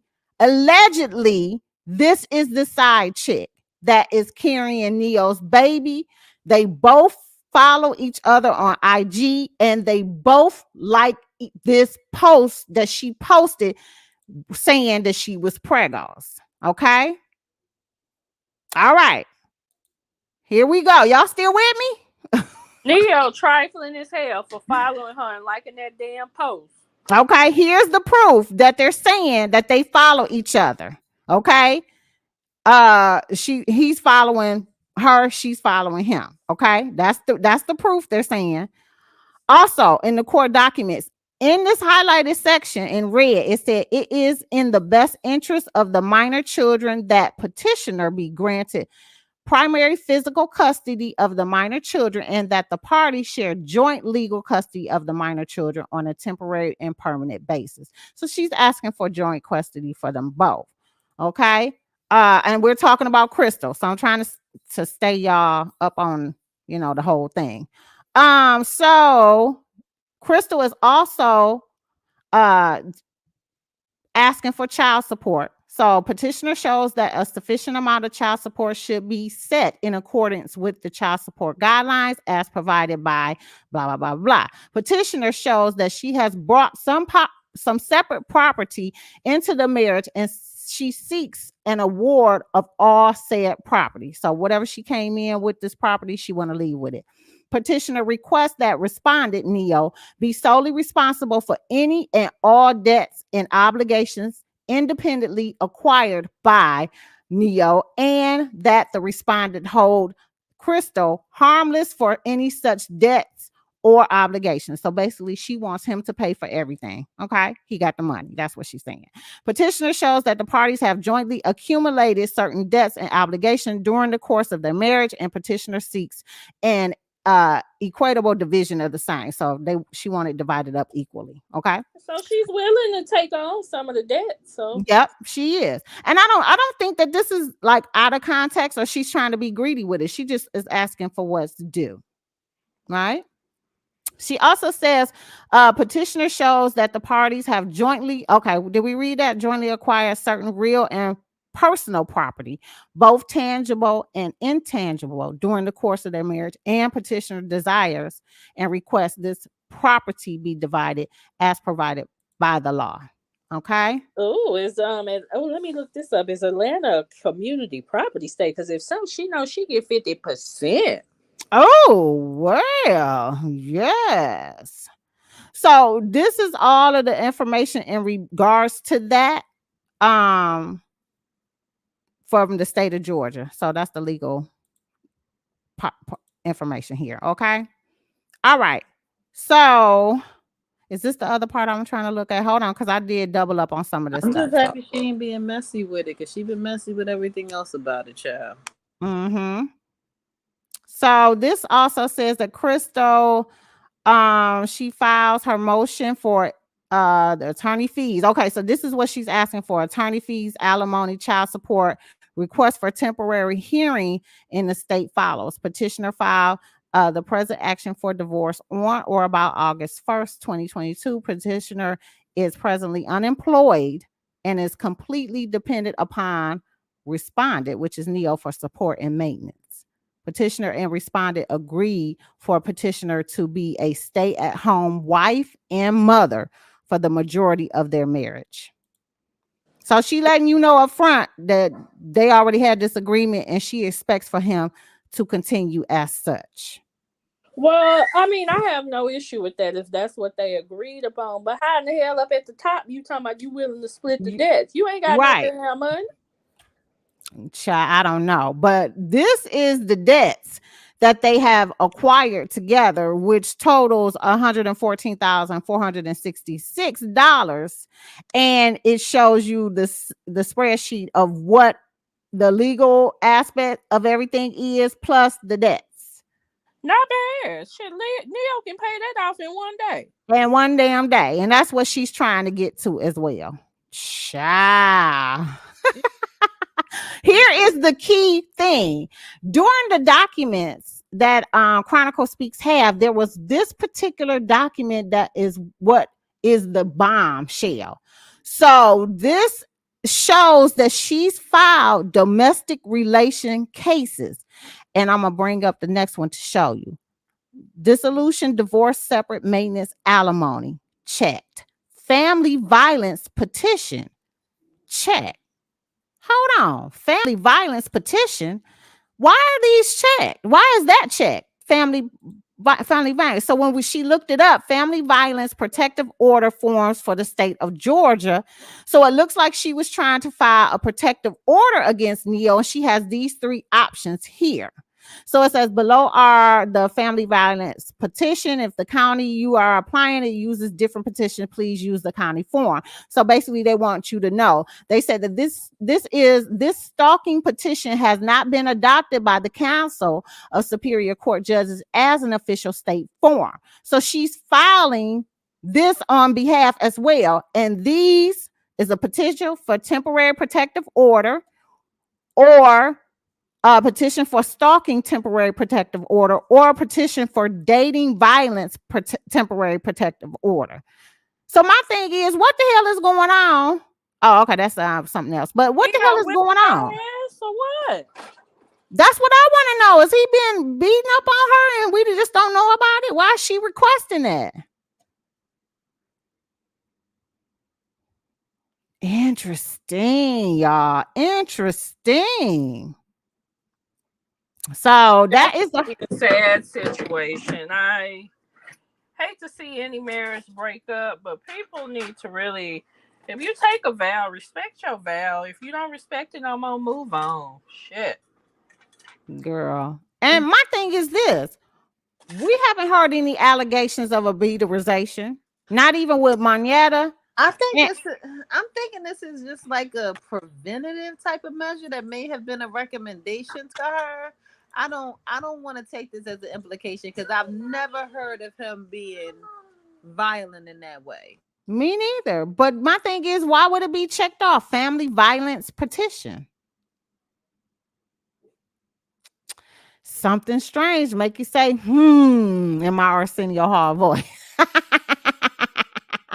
Things that make you go, I don't know. I don't know. What I mean, I just hope that the process for them goes smooth, and it can be not too messy, and they can split whatever they need to split, and everything be okay. Because the reality is, this is a win-win for her, because she walked into this relationship without nothing. Okay, Sharon, aka Sharon, said maybe it covers emotional abuse. probably that's what I'm Hmm. saying. I'm not buying him being physically abusive or stalking in that way. Like if he cheating, that's the least of his concern, right? And But Right. when I she mean, made it's a that long ass post talking about his cheating, she did not mention, you right. know, And Nothing. it's a win-win for her ultimately, you know what I mean? She'll get to be single. She's been able to be home all this time. She's definitely going to walk away with more than she walked in with. Yeah. I mean, and So she's going to be entitled to child support for 3 children too. So, right, and then she'll get some alimony, and I hope it will be based off of just what was acquired within the 8 years of them being together, and not his career. But I just hope it, what I mean, it's not too messy. Divorces, no matter what, seem like they're a messy process. I've never been married, but I hope this is as least messy as possible for them, and that they can co-parent positively and effectively. Yeah. Shout out to them. I still like how old girl read her ass for filth. Okay. Girl, for filth, honey. The filthiest of the filth. You heard me? The filthiest of the filth. Well, here's some Beyonce news since we on Beyonce's internet. next case. So you know that she removed Khalees from the remix. Now that Khalees has come out and said what she said. She said what the fuck she said. But Beyonce ended up releasing a remix of Break My Soul with your girl Madonna. So how you feel I ain't about like it that? the first way. I hadn't heard it. I think it's they use Vogue from what I can see. Yes, they used the Vogue as the remix to it. Uh yeah, I really don't care. It wasn't Yeah, just I it mean, wasn't doing it for you. I didn't like it in its original state. So if Yeah, you I ask didn't like the Madonna, original. Yeah, like, I didn't, but everybody is still on TikTok on Beyonce's internet playing her music. So, this is not just to her give y'all an internet. update, Like what? that's what they call It it, girl. They is call this Beyonce internet. every Beyonce. time you click a video on TikTok, it is with one of her songs. Which I'm not really feeling her album either, but Touche, touche. I will say that Khalees got exactly what the fuck she wanted. Okay, Khalees wanted to make sure that Pharrell ain't get no motherfucking coins, and I am not mad at None. her at all. I seen the post and I read the logistics where they're saying that since Beyonce added her as a writer, that means she would have gotten some money or whatever. Which, contrary to popular belief, that is not necessarily true, because if you write somebody as an author or a writer of something and it's not true, just because you put it there doesn't make it true and doesn't make them get paid. So Right. that whole theory that people are saying that Kelly's bit her own hand is inaccurate. I personally think that Kelly's goal was to make sure that the person who took it from her doesn't Wouldn't get get paid, none. and Yep. she was successful. So At doing so. I ain't mad. Pharrell might be madder than a motherfucker, Right. but Kelly's Pharrell gonna ain't be. that mad because trust and believe he done got his coin up front. When he released publishing rights, he may not get no residuals, but he done got paid. I mean, Yeah. he got paid, but whatever he got paid was enough to make Kelly's go lay on the motherfucking beach. Okay. Joy said, so correct me if I'm wrong, since she credited Khalees, wasn't Khalees going to get some kind of compensation? No, she would not have, because even if she credited her, it never belonged to Kelly's. It didn't. She didn't own It had to have belonged to her. in You order for her can't to get it. lie and say that somebody's the author of something so that they can get paid. That's Yeah. fraud. And Right, Pharrell wouldn't Donette. have had that. Yeah. She didn't write it or own it, so she wouldn't have got any residuals from that. sad, but she knew what she was doing. She knew what she was doing. Oh, okay. Well, let's get into this other hot topic now that we are done with Beyonce's internet. Oh, wait. We're going to talk about that. Oh, you know what? Before I jump into that, hold on. Pause. Okay. Let's get some of the middle stuff out of the way right quick. Okay. Right, Joy? On to the next case. Let's give a shout out to one, John Legend and Chrissy, his wife, are expecting. Chrissy Teigen, yes. Yes, they are expecting Congrats to them. another That's awesome. Yes. Yeah. He just Now y'all celebrated a year know. clean too, right? Yeah, He and just had y'all the know miscarriage.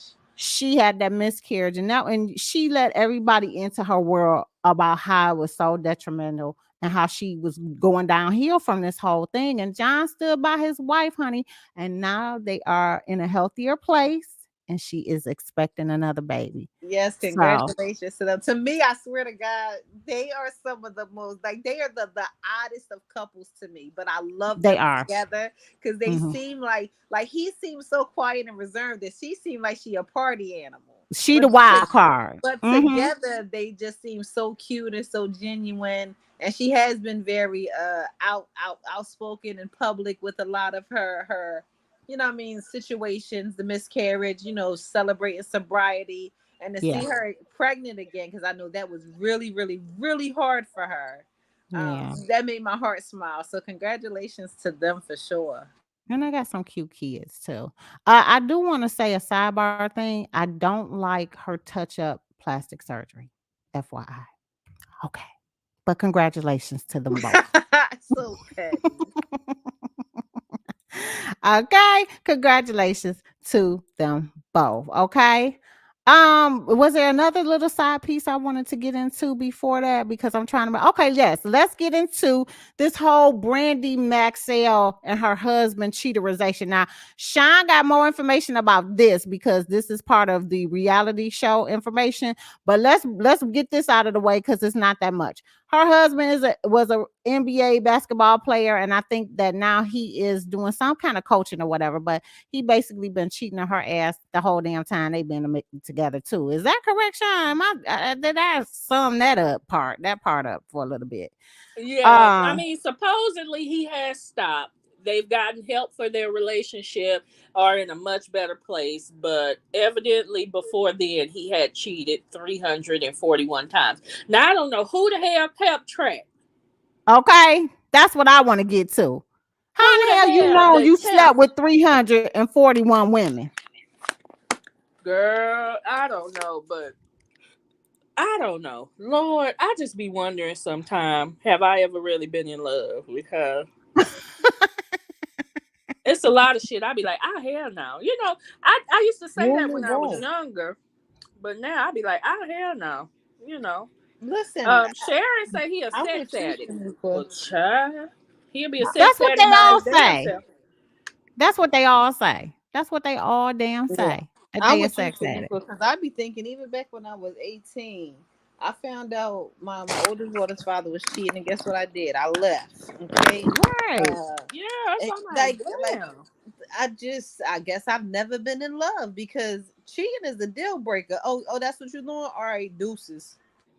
Mm-hmm. Anybody got time for that shit? Especially he damn. I can't even call him a repeat offender. I don't know. He just a damn offender. He just out of the world offender. Right. Out of the universe. He's an alien offender. Right. One of a kind. Well, look, they got a little clip of this whole scenario from Iyanla Vanzant's whole show that they were on. Let's take a look. Let's take a look. Listen, honey. Let's take a look. See. Brandy, that's what you need to be talking about on the damn show instead of worrying about Malaysia. Oh, yeah, for real. That would be yes or no. Okay, let me rewind. To me, we didn't hear it. Does your husband have a drinking problem? That would be yes or no. To me, yes. Do you have a drinking problem? I say no. Are you aware that her mother and your mother think you have a drinking problem? Yes.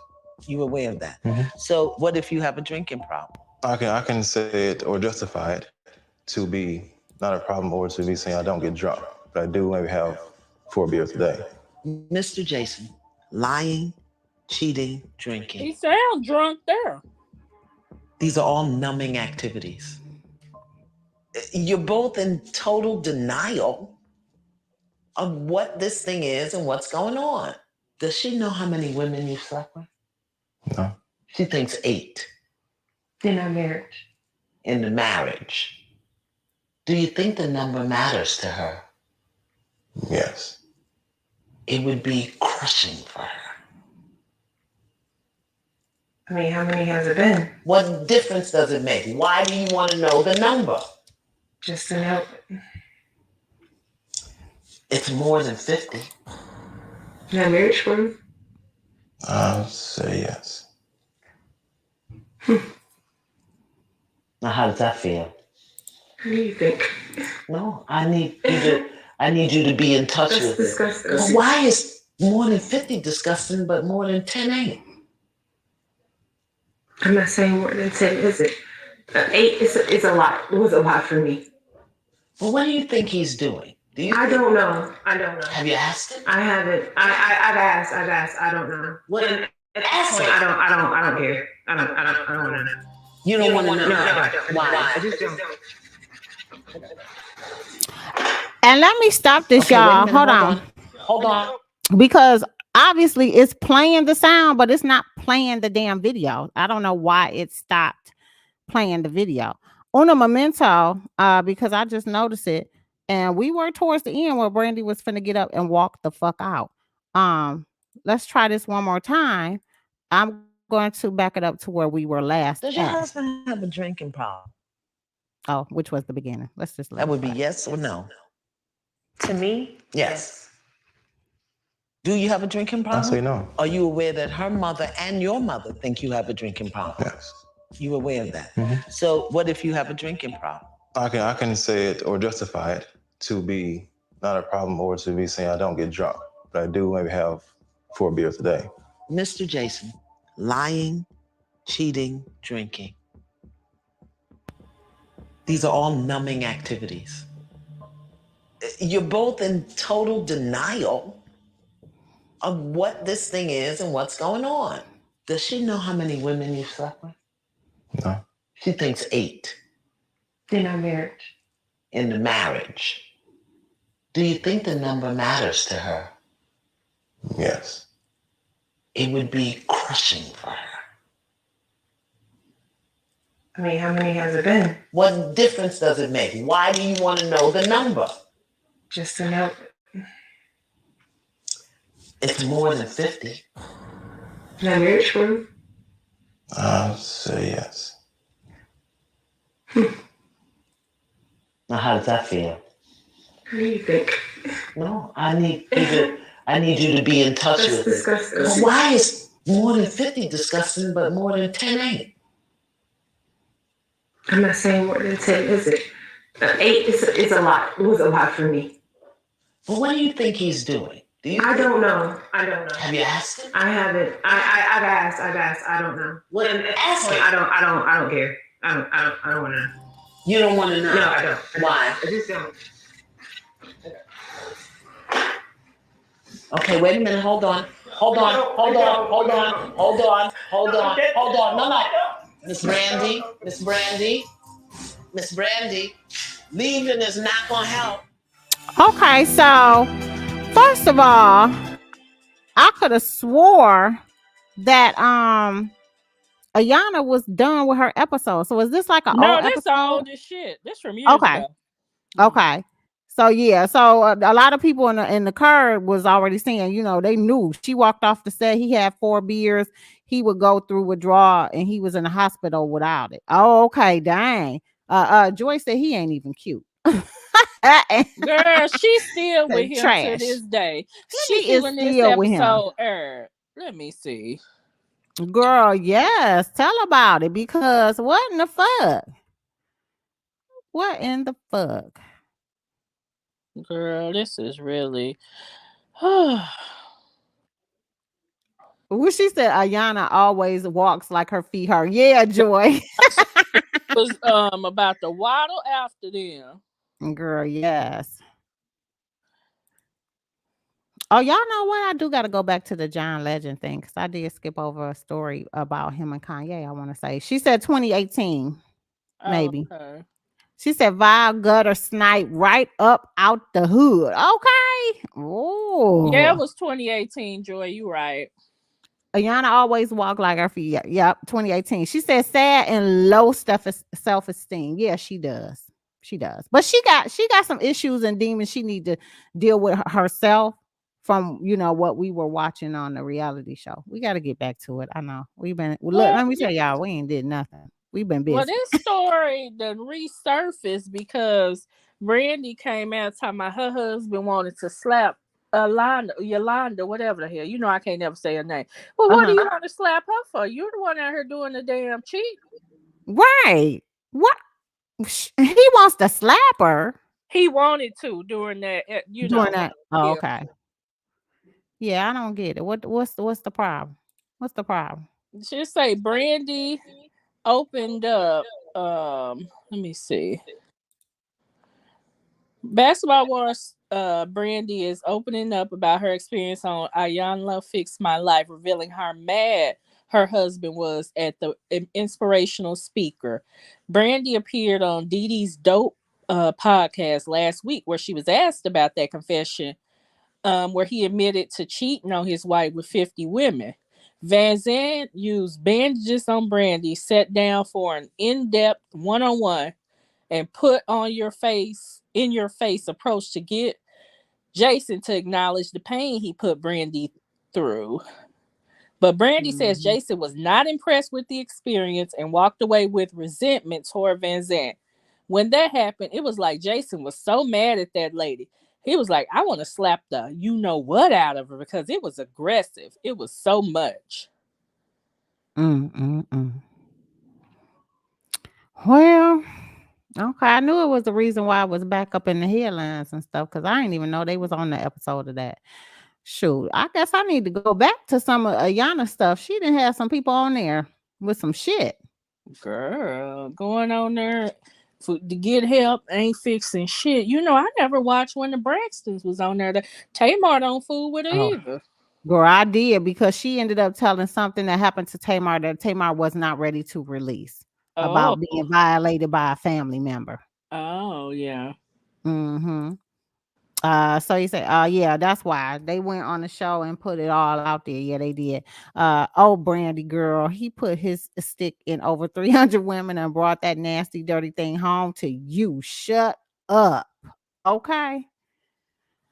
Oh, well, let's get into it because I forgot to tell y'all about this whole scenario because actually John Legend is in the headlines not only for the good news, but they asked him about him and Kanye's relationship. They said that they are no longer close friends. So I didn't know. But according to US magazine.com, they said that John Legend reveals why he's no longer close with Kanye West. And it was because of the political fallout. It was just too much. So y'all know that them two used to be real tight. They made music together multiple times. I really love that song that he did with them. Was he on that one when they sing everybody? Don't stop, baby. Don't stop, me. That used to be the jam. But that was with the guy that had the umbrellas with Diddy. What was his name? Farnsworth Bentley. Farnsworth Bentley. Yes. That's Yeah, right, Sharon. once Kanye started supporting Trump, John Legend wasn't fooling with that shit. Yeah. And this is what basically he said. I honestly think because we publicly disagreed on his running for office too, his supporting Donald Trump, I think it became too much for us to sustain our friendship, honestly. So I was wondering, a lot of people left Kanye alone in the first place with all of that stuff talking about Donald Trump and stuff like that. And he was prancing around here. Yeah, people With say, what's the expression? Like we can be friends on disagree on a lot of things, but we cannot continue to be friends and disagree on racism. Right. Exactly. Yeah. He said that he wasn't alone in that, but he talking about Kanye was not happy about that, and he really haven't been close since then. Despite their differences, Legend told XL Rod on Thursday that he still respects his former friend for how open and honest he is about his life. He said, I think he's been very open with who he is and his struggles with mental health. Okay. And he's very real, honestly. So I think there's not a lot of him that people don't get. Like, he's been pretty upfront with his opinions, his struggles, all the things that he's dealing with. And I think what you see with him is pretty much what you get. Okay. So he didn't say anything really bad about him or anything like that. But yeah, they not friends. And I didn't know that. But I was just wondering how come they hadn't made no music together. We ain't heard him on none of the songs and stuff like that. So that was kind of, out of the way. But okay, well, let's just get into this and I'm gonna spare y'all all of the they had a fallout with the police. Yeah. Wait a minute, didn't I spare y'all last time when we had a R. Kelly update? Let me check. My resources is telling me otherwise. Okay. Let the record reflect that we have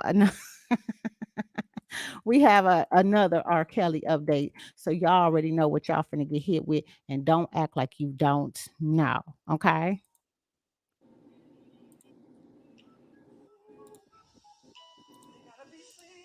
You got to be single in the book of R. Kelly, honey.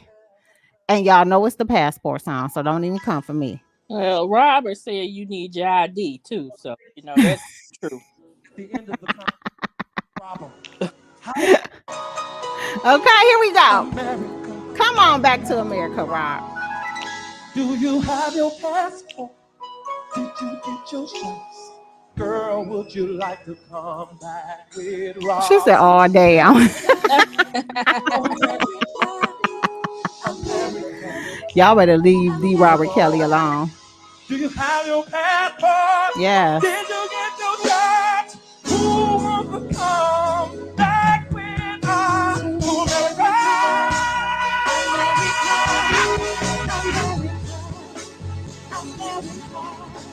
To America.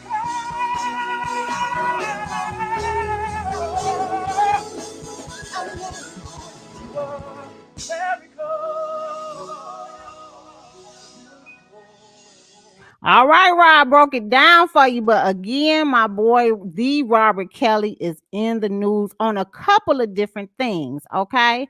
Let's start off with the first thing they said.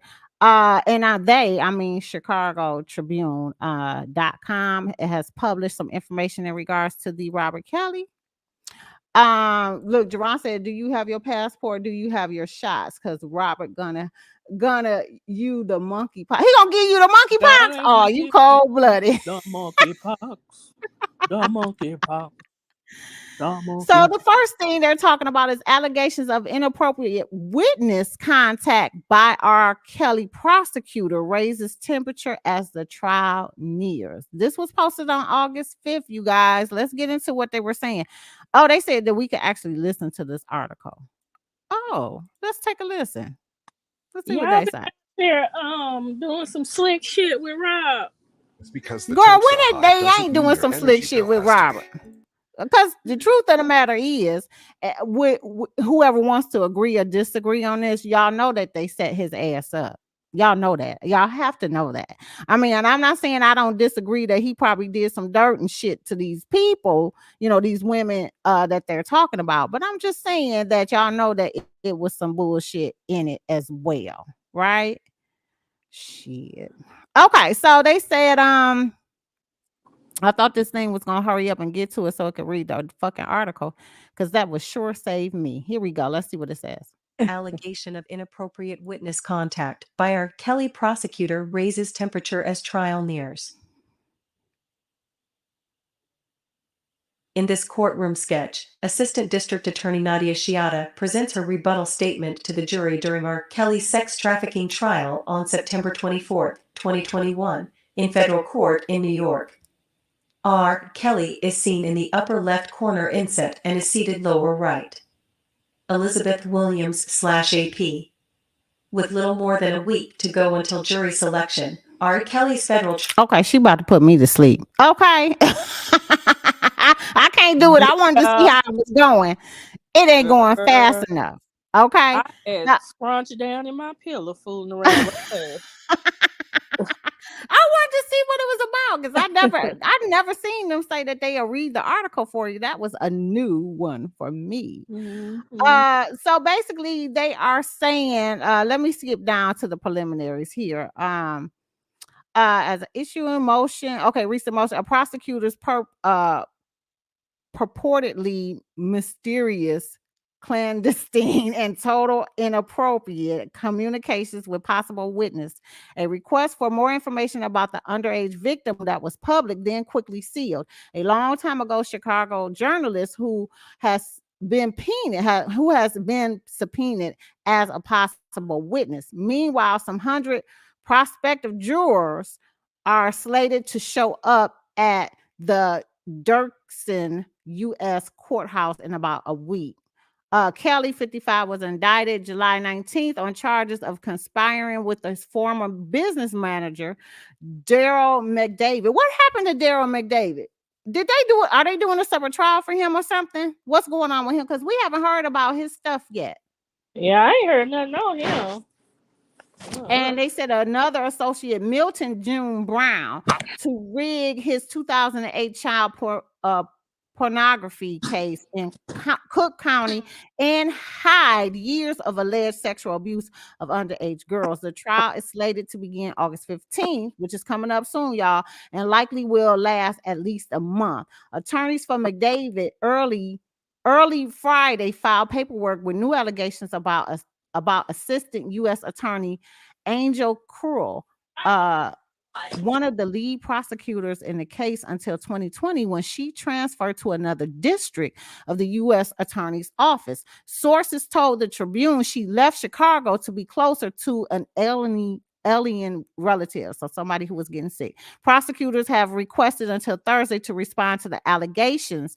McDavid's attorney alleged Krull had inappropriate communications with the central witness in the case, the victim at the center of the multiple child pornography tapes that are expected to be played for jurors at trial. The victim, who is now an adult, is expected to testify that she was underage. She was the underage girl in the video. So y'all know who that is, right?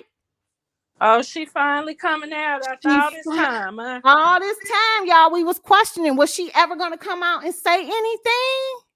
Well, OMG. But can't they? So if y'all don't know who we talking about the girl who was in the video in the beginning when he first got set up for trial back in the day, that he peed on, right? Which was Sparkle's niece, the singer Sparkle.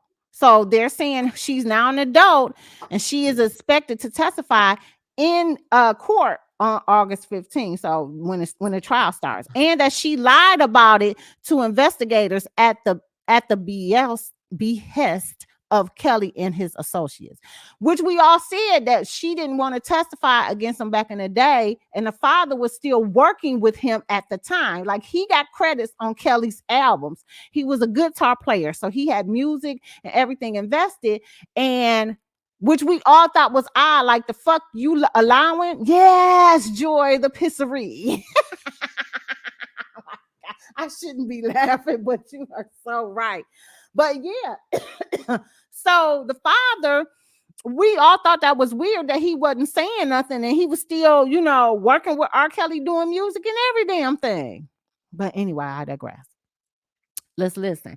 Krull had the woman's number saved in her contacts under the name Boss Baby and text with her about meeting outside of work hours. An investigator sent Krull selfies showing the woman's pregnancy, and Krull later complimented the woman on how she looked, saying that she was beautiful and glowing, according to McDavid's attorney. So wait a minute, she had a baby? I didn't know that. Well, she's grown now, so. Well, she is, and y'all, she is on Instagram, because the last time we was talking about Robert back in the day when the surviving R. Kelly documents came out, like we was looking her up. You know, Shine be following everybody. Are you following her, Shine, on Instagram? Mm-mm. Oh wow. Well, I didn't know that's a she had first. Instagram now. Right? Yeah, she testifying. So that's a first. Okay. So anyway, she says on the document says the behavior was extremely familiar and oddly personal in a way that was simply not contested with the professional standards of the U.S. Attorney's Office. The attorneys allege there were also meetings and phone calls between the two women that were not memorialized in the reports, a lapse in procedures that McDavid alleges could amount to a constitutional violation. Meanwhile, the Chicago journalist who helped break the news of Kelly's alleged sexual misconduct more than 2 decades ago has been subpoenaed as a possible trial witness, according to McDavid's attorney, Jim DeGrassi. Okay, also communicated with Cruel in the early stages of the case, though Cruel for some reason used the email with the name Demetrius. Who is that? Not Demetrius, the Uncle Grandpa. Uncle Grandpa. Uh-huh. Oh my God, honey. Degrassi has previously told the Tribune that he reached out to Cruel first in an unsuccessful attempt to cultivate her as a source.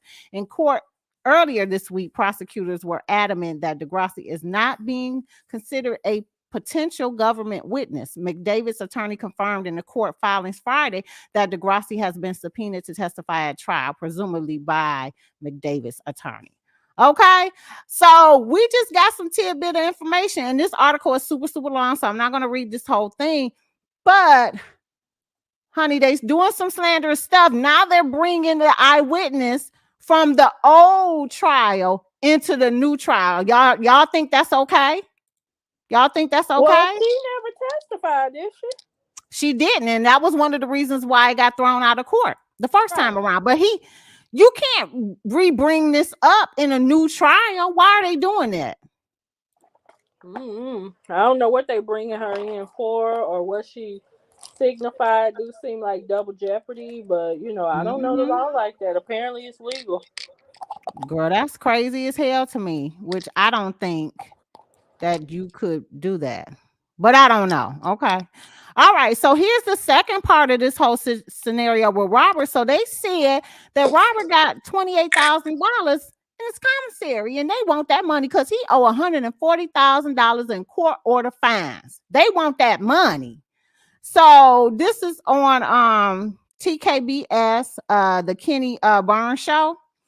On Instagram, it says it appears that prosecutors are not playing with R. Kelly or the debt he owes for ongoing legal drama, and they are targeting his commissary to collect. According to reports, prosecutors have asked federal court to seize more than $28,000 that R. Kelly has in his prison inmate account, noting that the R&B singer hasn't paid $140,000 in court order fines. As captured by #Bloomberg in a letter Thursday, the government said it was informed by the Bureau of Prisoners that the defendant had accumulated substantial funds in his inmate trust account, which can be used to buy food and items at the prison commissary. As of August 3rd, the amount was $28,328.24.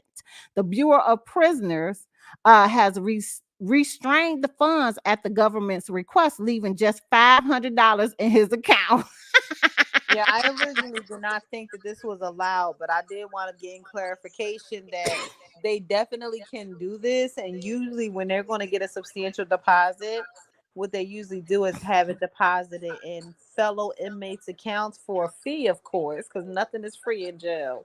Of course. To avoid shit like this. So it's unfortunate, but it is definitely something that they can legally do. It is what it is. Look, the cursor is like, it's not double jeopardy unless they are charging her for her offense. Okay. Because they're going to be double jeoparding Robert. Okay. She can testify that things he did to her, which shows a pattern if others are saying the same. Okay.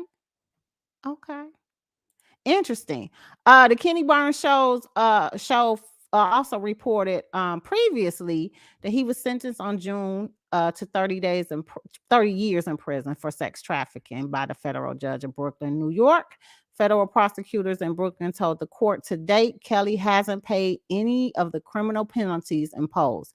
They are asking the judge to put the money into an interest-bearing account pending a determination as to the amount applicable of the restitution judgment. Okay.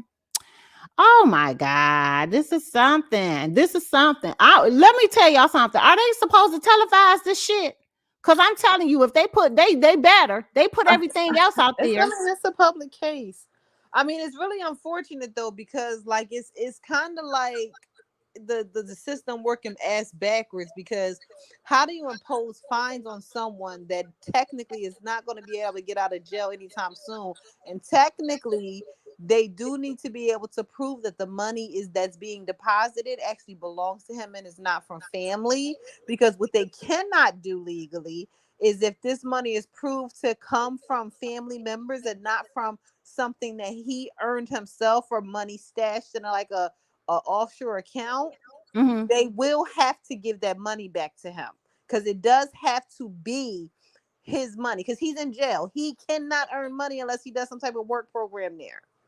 So he does have, that's why they have to go through the court process for it, to see if the judge will actually be able to say, yes, let's go ahead and seize those funds. It is his money versus his sister, you know what I mean, working extra hours and putting money on his books so that he can eat. Interesting. Well, thank you so much for that clarification, because I was like, that's cold-blooded. But then again, I was like, where the fuck he got $28,000? I mean, R. Kelly, like, we've had this conversation before. R. Kelly is rich people broke. He not broke people broke. So $28,000 in the grand scheme of things ain't a lot of money. And remember, he's engaged, so there's that. And his fans, I bet you people be putting money on his books and sending him money. I bet you they do. They writing him, sending him money, all kind of shit. I mean, his wife, his fiance might got a job and what we put money on his books. Who is his fiance? I didn't know he was engaged. He is engaged to Joycelyn. Joycelyn. Okay, right. I forgot about that damn weirdo. My bad. And then you know what, y'all? We ain't heard shit from her. Like, where the fuck is she at? We ain't heard a damn thing from her. She's somewhere earning some money from her boo defense. Well, I mean, his other ex homegirl, she out here on doing red carpets and being interviewed with by Angela Yee. Well, hey, all right, Azrael, you know, girl, live your best life. I'm living my best life. And I'm going back and forth with you. Okay, speaking of court, have y'all been keeping up with this Alex Jones Infowars shit? Nah, let me tell y'all something. Don't come for me, because I used to listen to Alex Jones on his Infowars station. Do y'all know anything about him? Y'all know he's one of the big. I'm familiar. I'm familiar with him, yes. Okay, so he is one of those big conspiracy theorists, and he was used to talk about the alien information and all this stuff, and then something switched with him, and he started talking about Donald Trump. And then the next thing you know, he was on to the Sandy Hook, saying that the Sandy Hook was a whole situation, like it was a lie, like these people didn't really get killed. Well, unfortunately, the families of those who were slain was fed up with this bullshit and sued his ass. Okay, the kicker is in the suerization and in court, his fucking attorney sent the other attorney who wasn't supposed to get this information all of his text messages and fucking emails, y'all. And the attorney was able to pull this up and submit it in court. That caught his ass in a fucking lie.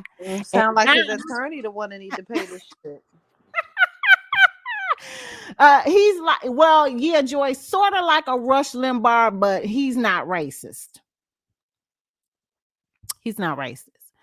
But he was going on with this fabrication, and he was saying that InfoWars didn't make a lot of money. Well, come to find out in them emails and text messages, they found out that he had earned $800,000 in InfoWars, honey.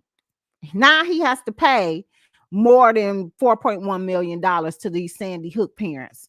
Because you said, I don't think that it was an accident. It may not have been. You think it was a setup, Sharon, aka Sharon? It could have been. It could have been. Because they've been trying to get him a long time, y'all. All I know was I used to watch the InfoWars and stuff, and then all of a sudden one day I went to go watch it and it was gone. So I just went on about my business. I didn't know what even happened to the show. Right? So TMZ is reporting, and let me just give you the breakdown of what TMZ's article is. They say Alex Jones' lies are going to cost him $4.1 million, an amount to be paid out to the parents who lost their kids during the mass shooting at Sandy Hook Elementary. The decision made Thursday by the jury in Austin, Texas, was for plaintiffs Scarlett Lewis and Neyo Crystal. Okay, who first requested $150 million in compensation damages when the trial started. Punitive damages will be determined during another trial, so they're gonna have another one. As reported, Jones, who essentially said the mass shooting was a hoax, was grilled during the trial. During one moment, that's now gone viral. An attorney for the parents revealed Jones' own legal team accidentally distributed his text messages, catching Jones in an apparent lie. Let's take a listen. I've been told that it goes on, and he says that he's sorry, and we'd ask that the entire party. Spit your gum out, Mr. Jones. It's not gum. What is it? Because you're not allowed food or gum of any kind in the courtroom. I had my tooth pulled a week and a half ago, and I had some gauze in there earlier, and it's been causing me to have some pain. So you're chewing on your gauze? Would you like me to show you? No, I just want you to answer my question. No, I was massaging the hole in my mouth with my tongue. Right here. I don't want to see the inside of your mouth. Don't nobody want to see your gauze. Oh. Sit down. Damn weirdo. He told his ass to sit down. And I thought that was gonna be the court proceeding, but I really want y'all to hear it because the fucking attorney got up and asked him some questions and shit. His ass was trying to dissuade. You hear me? Dissuade the answer. Listen. And said you did. Nice trick. Yes, Mr. Jones. Indeed. You didn't give this text message to me. You don't know where this came from. Do you know where I got this? No. Mr. Jones, did you know that 12 days ago, your attorneys messed up and sent me an entire digital copy of your entire cell phone with every text message you've sent for the past 2 years, and when informed, did not take any steps to identify it as privileged or protect it in any way. And as of 2 days ago, it fell free and clear into my possession. And that is how I know you lied to me when you said you didn't have text messages about Sandy Hook. Did you know that? I told you the truth. This is your Perry Mason moment. I gave them my phone, and then Mr. Jones, you need to answer the question. No, I didn't know this happened. But I mean, I told you I gave them the phone over. Just answer the question. You said in your deposition, you searched your phone. You said you pulled down the text, did the search function for Sandy Hook. That's what you said, Mr. Jones, correct? And I had several different phones with this number, but I did, yeah. Well, of course. I mean, that's why you got it. No, Mr. Jones, that's not why I have it. My lawyer sent it to you, but I'm hiding it. Okay. Mr. Jones? Mr. Jones, please just answer questions. There's no question. Mr. Bankston also only asks questions. Sure. Mr. Jones, in discovery, you were asked, do you have Sandy Hook text messages on your phone? And you said no, correct? You said that under oath. Didn't you? I mean, I was mistaken. You got the messages right there. You know what perjury is, right? I just want to make sure you know before we go any further. You know what it is. Yes, I do. I mean, I'm not a tech guy. I told you, I gave in my testimony the phone to the lawyers before or whatever, and so you got my phone, but we didn't give it to you. No, Mr. Jones. One more time. And please remember, if you need to assert Fifth Amendment, you can. I need to know that you can do that. You big dummy in my Fred Sanford voice. You big dummy. His attorneys messed up something terrible. They notified them and let them know, hey, we got his cell phone. Is this shit privileged? They didn't turn around and say, oh, it is privileged. My bad. Right. Well, Shariah A.K. Sharon said that's why she think this was a setup. Free and clear. Makes sense, Sharon, because unless your attorneys are completely incompetent, it don't make sense. Girl, she said free and clear when they let the attorneys know they received it. Child. That was a whole situation. You heard me? Definitely interesting. Child, I can't make this up. Well, they said they came out with some more. We'll just have to keep watching this whole situation, but y'all already know he got to pay that money. You gonna pay them Sandy Hook people that money and keep your mouth shut. Sit the fuck down and shut the fuck up. That's what you need to do. Okay. They said they came up with some more details about Mystikal's rape case facing additional drug charges. Did y'all catch wind of this? Yeah, girl, Mystikal strung out. It's really sad, actually. I didn't even know, but I mean, I don't. Okay, let's just get into the article. More details have emerged in Mystikal's rape case after he was denied bond on Tuesday, August 2nd, after a judge ruled that the 51-year-old rapper would be held until his trial. Yeah, he's going to pay some more. Yeah, you're right, Shariah K. Sharon. During the bond hearing, Sheriff's Detective Garrett Keefe testified, revealing that the July 30th incident happened between Mystikal and a woman his lawyers claim has been in a long-time relationship with the rapper. The arrest report states that the woman went to Mystikal's home around 8 p.m. to speak with him about past financial commitments he made to her, and things reportedly went bad when Mystikal accused the woman of stealing $100 from him. While the woman tried to find the cash, she found a crystalline substance, and law enforcement officials confirmed that meth, Xanax, heroin, marijuana, and drug paraphernalia were found in Mystikal's home. An altercation then ensued, with the woman claiming that Mystikal punched, choked, and pulled her hair out. After the alleged beating, the woman says that Mystikal became remorseful and splashed her with rubbing alcohol to cleanse her bad spirits, quote unquote, while he prayed. The woman then claims that Mystikal asked if he could feel on her, which led to him pushing her on the bed, and allegedly the raperization happened. Following the alleged rape, Mystikal then asked the woman to cash app him $100, and she claims he took her phone and sent himself $150 and told her to leave. Upon leaving, the woman contacted a friend who took her to the hospital where the crime was reported. A rape kit was administered on the woman, and medical staff found that her injuries were consistent with the rape claims. Mystikal was arrested and booked on first-degree rape, simple robbery, felony domestic abuse, battery by strangulation, and 2 other counts. He is also facing an additional 5 drug counts. Boy, he just don't learn. He's a repeat offender. He deserves whatever he got coming to him. Right.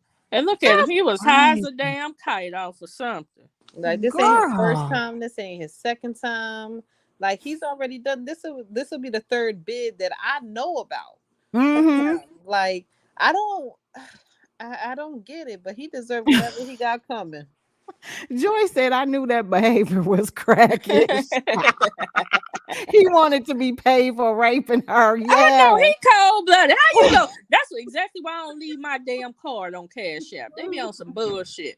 He took his damn card and took her phone and cashed out himself some money. Now you know you trifling. That's crazy. Oh my God. And then you know what? I keep sitting up here thinking about all our old school rappers. Like, what the fuck is going on with them? Like, I didn't even know that he was on drugs. Like, when they said all of the things that they was charging him with, I was like, what the fuck? I think a lot of people, once they get out the limelight, they don't know what to do with themselves no more. They don't feel important, and they start getting high, getting drunk, and shit go downhill. That's just crazy though. That's crazy as hell. Yeah, shit, mystical. If you wasn't acting like you acting, you could have still been out here doing shows. Hell, Juvenile still out here performing. Yeah, because the last time he got out of jail, he went on a short mini tour, like an old school tour. Yeah. And then another allegation came up. So the fuck, maybe he needs to stay. People don't want to work with him if he get that type of reputation. They can't insure him. It's just a whole mess. I just want the record to reflect that we are referring to mystical and not ODB. Mystical is who we're talking about, okay? Just for clarification. Just for clarification purposes. Mystical, okay? Oh, GMP. I don't think she's in here tonight, but God bless her. Well, speaking of another arrest that occurred, honey, they arrested your boy, which I didn't understand this whole situation anyway. But Iman Sherper, which is Tiana Taylor's husband, was arrested for felony weed possession at Dallas Airport. Sean, why the fuck everybody in Texas is getting locked the fuck up? Girl. Yeah, you already know how I feel about this. We talked about it briefly. I feel like it's marijuana. States are making it legal. I think it was 6 ounces. So that sounds like personal use to me. This is Girl, you can't be traveling through Texas with no damn weed. You can't. Don't do it. Girl, you can't do shit in Texas like you can't like Britney. You better pretend over like there. you in Russia. It's illegal here. He get what he get. Ain't that what we screaming? Oh. But that's in another country, right? But he in another state. Figure that ain't no different. Listen, y'all ain't another country yet, okay? I know that's what y'all fighting for over yonder. Okay? Well. But this ain't that. Get that man to find and let him go see his baby. Well, he already out as far as I know, but I'm just saying the rules apply. The law is the law.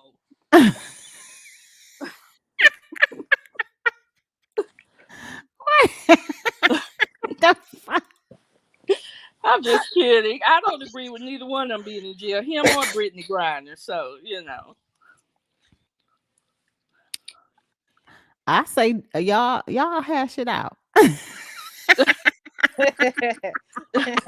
Shit, ain't nothing to hash out, but shit, I know better than go through an airport with some damn weed. Nah, I'm a drive. Fuck them. I know. You know better. You know better. You know too. Oh my God. That's any state you going through. The part that blows my mind the most with all of this shit is why the fuck are they thinking they get ready to get through TSA? That's what I'm saying. Right. Anybody with sense know when you're traveling, you have to get your weed where you going. Don't bring it with you. Right. You better have a connect there where you're going to.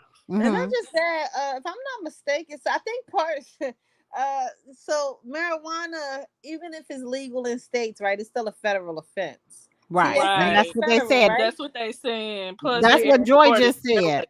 Okay, yeah, that's what the airport and airways is federal. That's what she just posted. Yeah. Oh yeah, fuck them. I'm driving. I pay the toll. Michelle don't play that shit. Girl, yes. They know they a damn target. They said you smart, Shanti. Either drive or mail it to your motherfucking self. Like, what is we doing? Okay. I mean, in Iman, I know that you have the money and the connections to get weed anywhere you go, so that was unnecessary. I think he'll get him a good lawyer and it'll be finished. But Yeah, but Yeah. I'm gonna say this. I don't knock him for carrying his own, because if I'm traveling to an area, I don't want to necessarily reach out to random people looking for loud. You know what I mean? Because then Right. they might try yeah, to I mean finesse that's me. true too. They lacing shit with fentanyl. People ODing off of fentanyl. I respect what he was doing. I would travel with my own stash too, just not through the airport and How TSA and much not is six carrying nothing. ounces? I'm trying to visualize that. 6 ounces ain't a lot. It ain't a lot. It Yeah. ain't a lot. You figure like somebody like me, when I'm smoking, I'll go through an ounce in less than a week. No, okay. And he probably is entertaining the entourage. So Yeah. he's not the only one smoking Well, 6 ounces. you better have one of your entourage carried. No, I'm playing. That's cold. You're so simple. Cold blooded. Oh, who was that posted? Oh, Sharon, aka Sharon said, "Girl, they gave the dogs at TSA. Now at least they did when I I think she meant traveled from half. Kelly. Half. Yeah, they had the dogs. Yeah." And she said, "Don't get caught mailing it. Please don't mail weed. Don't be remedial. Please don't. I'm dead. Don't do it. Yeah. Girl.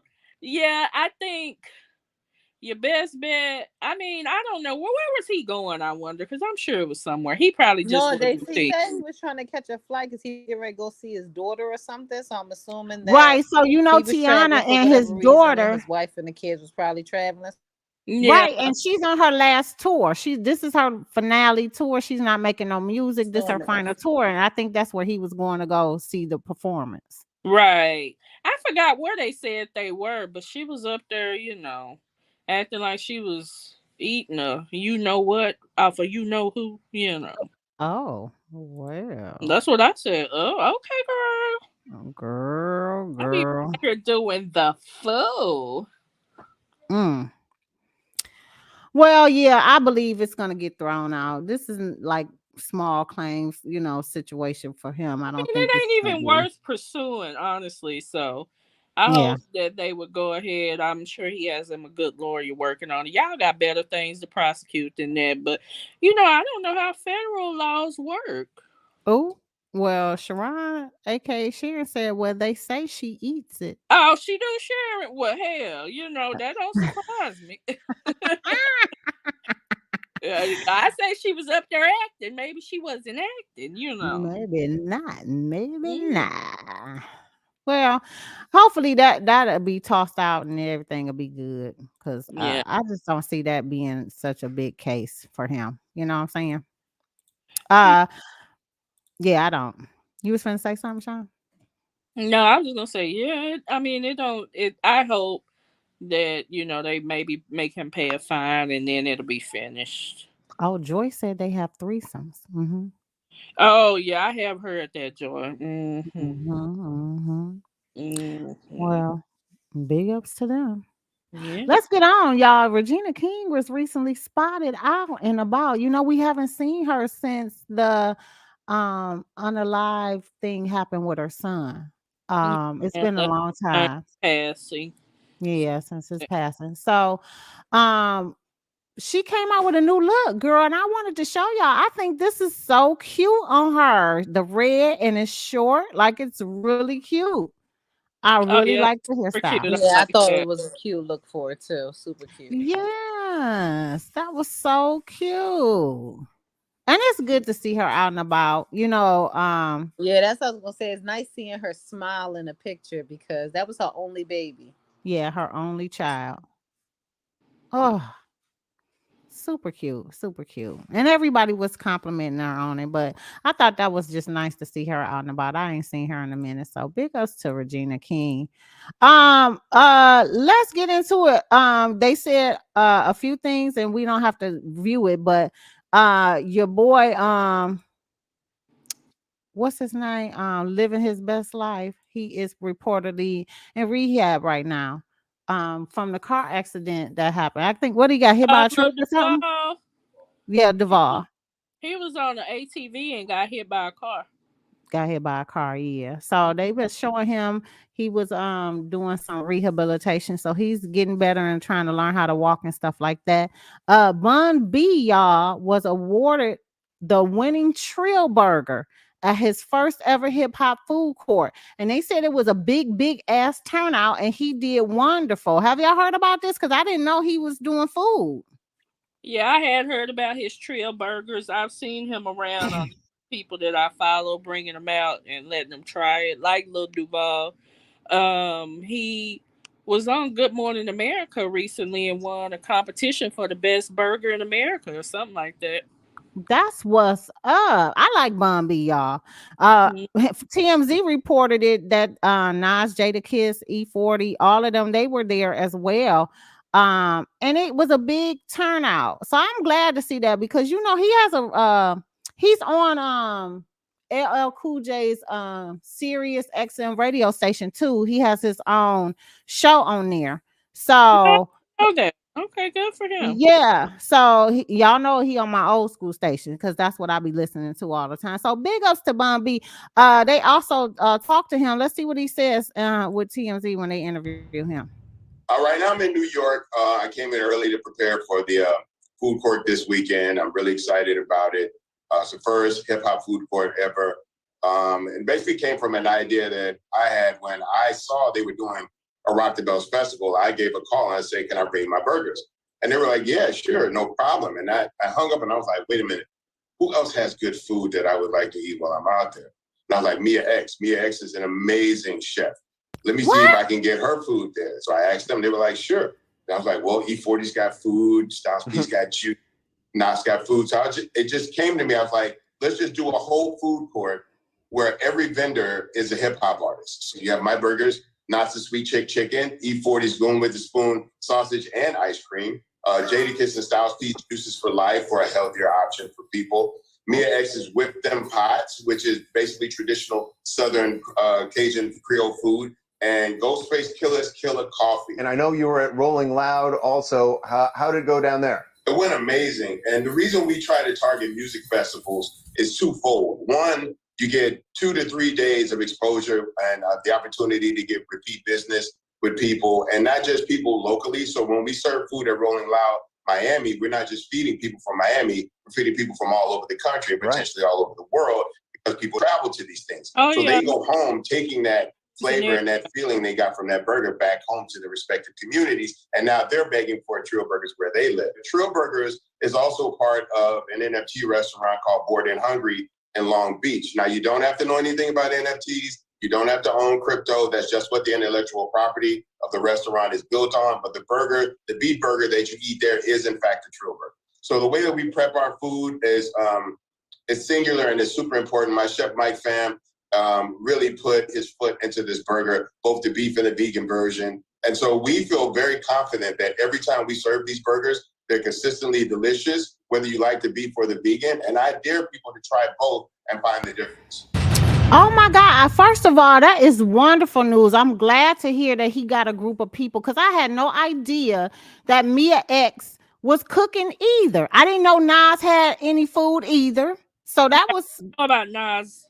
Either. Yeah, which I thought was really good. But I did know that they had the smoothie and stuff, whatchamacallit, and them had the smoothie and stuff. But that's good. Big ups to them. I didn't know that. I didn't know that. So, and he said he got a vegan burger. So, Joy, they got vegan burger, girl. Joy ain't getting that because it's got to be alkaline. Alkaline. Oh, that's right. I forgot who we working with. Yeah, has her own line of seasonings called Team Whip Them Pots, I think. She has a cookbook with different quotes from her grandmother I've seen. Her food be looking bomb. It's New Orleans style cooking, girl. Oh, that's what's up. I'm glad to hear that. You know what I'm saying? And a lot more hip hop artists is now getting into food industry too. So, gotta get that general wealth together. Real burger though. That sounds delish. Yeah, his vegan one sounds good. Well, your boy Mace, since we're talking about hip hop artists, is in the news as well. And they were talking to him, interviewing him about was there anything that he regretted uh during his lifetime. And one of the things he brought up was he regretted getting into it with what's his name from Dipset, the original guy that wore the pink all the time. His name just slipped my mind. Cameron. That was his dude.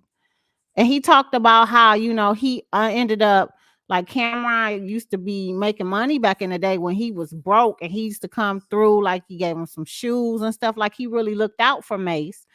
And he was saying that they ended up, like when he ended up getting big, they fell out and they didn't get a chance to rekindle. Well, apparently that whole interview that he did ended up sparking a conversation between them two. So maybe they're working on reconciling their friendship. Also, they said that Mace is signing to Death Row. Let's talk about it because I got mixed emotions about this. Not sure how everybody else feels about it. What do you think about him signing to Death Row now that Snoop Dogg is the owner and CEO? What do you think? I don't think nothing of it. I mean, if it was Suge Knight, I might be sad on his ass. But since Snoop on it, I got no issue with Snoop. Well, see, I have a problem. I think the reputation for Death Row Records, regardless of who owns it, has been tarnished so badly that it's really a waste of time, unfortunately. That's my opinion. I'm hoping I'm wrong. I like Snoop, you know what I mean? Snoop is a whole vibe, but once a brand is tarnished, it's sort of like, Nada MUA and wigs. Once a brand is tarnished, it's it. You know what I mean? It's a dub. Well, I mean, if he were to put out some bomb ass music, it can be rebuilt. Things can be rebuilt. Nate could potentially be rebuilt if she actually produced the damn wigs and they were good. She can rebuild. But you really think so? Because Snoop is not of the generation of music that is out now, right? This is he's definitely not. That's why I say if you put something good out, but Joyce said wrong and not relevant because nothing is going to come of it. Yeah, I mean, even if Nay put out a good wig, right? A synthetic wig, ain't nobody paying $80 for a synthetic wig because that's not the she vibe. better dump the price down to $59 or $49. But I'm just saying. So yeah, I mean, I wish a good luck. I wish them the best, but I don't see this being a fruitful thing. Well, I have a different take on it. I don't think that this is a good look for him either. But let me tell you why. You know that Snoop has a good relationship with Puffy. Okay. And it's been this controversy between Mace and Puff Daddy not giving him his just due, not giving him the money owed to him for writing songs, not giving him the recognition. So I'm wondering how this would take place if he was to sign him. I don't know if he's a totally free agent because the word on the curb is I remember he went up to that radio station and he asked to be let out of his contract by Puffy, and Puffy ended up signing it. But then I started hearing talks on the curb that it was a temporary release to some degree because he still owed him millions of dollars for that last album, Breathe, Shake, Let It Go, that whole song album, that he still owed him millions for that and he never got compensated for it. So I'm just wondering, is there going to be some kind of back and forth between Snoop and Puff with trying to figure out how they're going to release him if he's still under Bad Boy label per se, if he's still an artist under there? That could potentially hurt the relationship if it's not handled properly. Well, if Snoop is any type of businessman, he's researched and got that all resolved. He better, or you wasting time and money. Well, I don't know. I can't see Mace being. I mean, he said I'll be officially. So apparently. So obviously, I guess. Let me just read this real quick because I just got mixed emotions about this whole thing. So Mace is going from Bad Boy Records to Death Row Records on Wednesday, August 3rd. The Harlem World rapper made the announcement days after joking that he was Diddy's 2.0.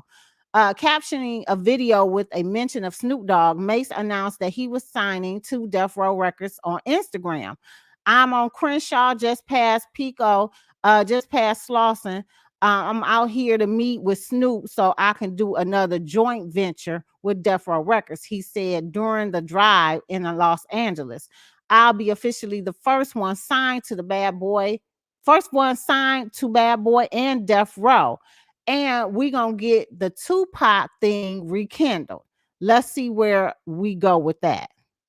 Let's take a listen to what he said. You know what? That was my last donut. I'm going to work out. I'm doing tour days. I get my body right. And I'm on Crenshaw, just past Pico, just past Slauson. And I'm out here to meet with Snoop so I can do another joint venture with Death Row Records. So I'll be officially the first one signed to Bad Boy and Death Row. And we're going to get the Tupac thing rekindled. Let's see where we go with that. I don't know. And he signed to both?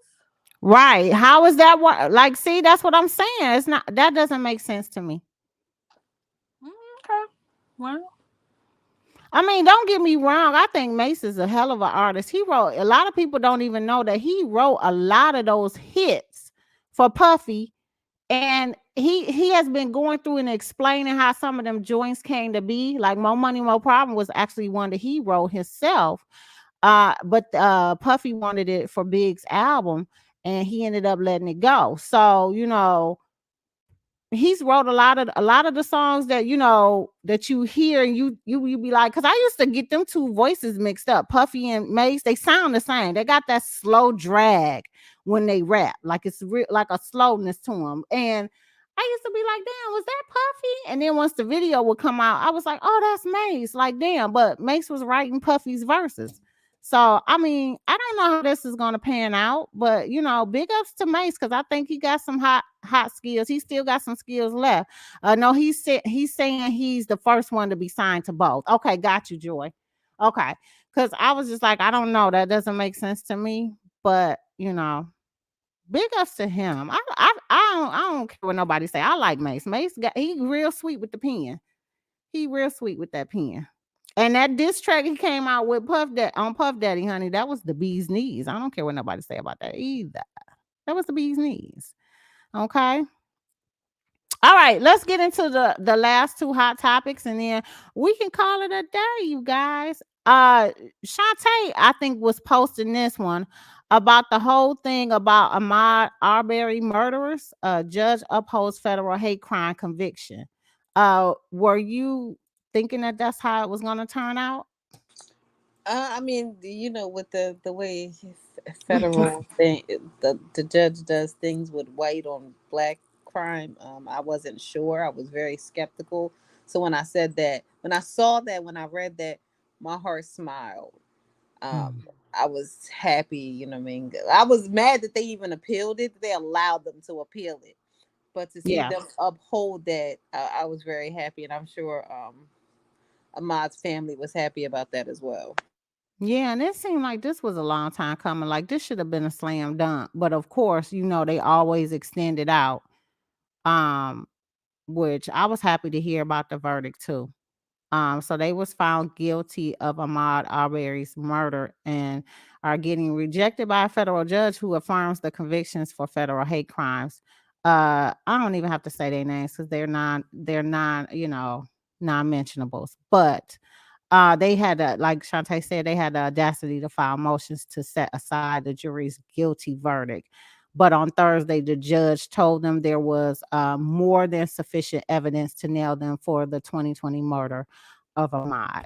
So shout out to the judge for seeing the damn truth.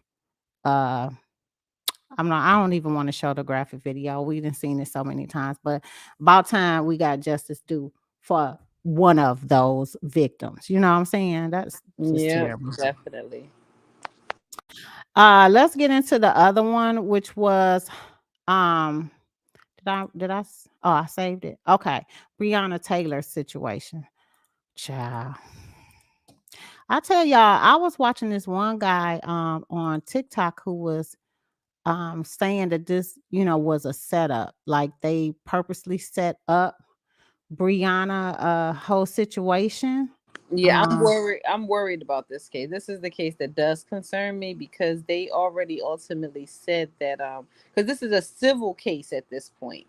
So they're not being charged with a federal offense. So this is at a different level. So it's definitely not going to go how we would have wanted how Ahmad's case went. So it's unfortunate because ultimately when they went to charge the officers for Miss Taylor, I think they found them to be within whatever.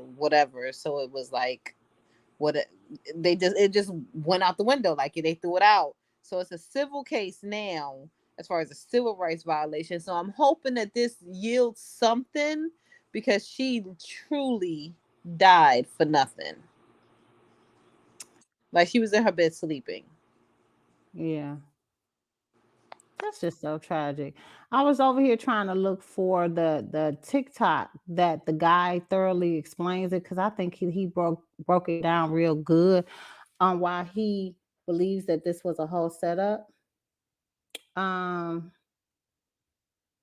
me see if I could just quickly look for it right quick, Rob.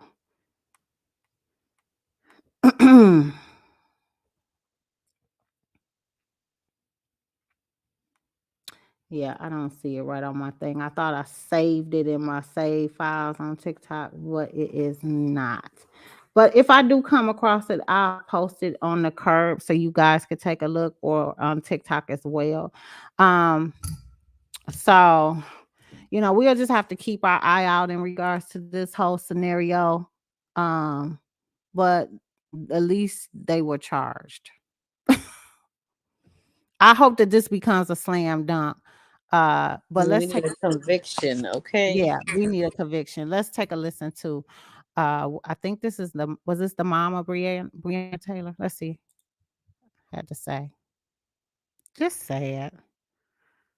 Oh, and two, we should talk about that Biggie story, the Biggie and Big L thing. What we've been saying, and the rest of them back there, what we've been saying on day one, y'all learning what we've been saying was the truth, that they shouldn't have been there and that Brianna didn't deserve that. Y'all learning that today, that we not crazy. We're not crazy. But what I got something to say. That I remember on one of the, I don't even remember if it was the first year or the second year reunion, because every day's been March the 13th for me. Tamika reminded me that Brianna made a post that said, "Take me to a place that I can't even imagine." Wow. Brianna has taken us all to a place that we can't even imagine.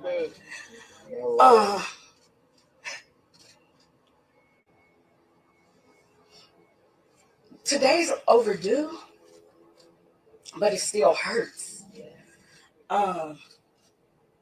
It's some amazing people behind me, some just as amazing people in front of me.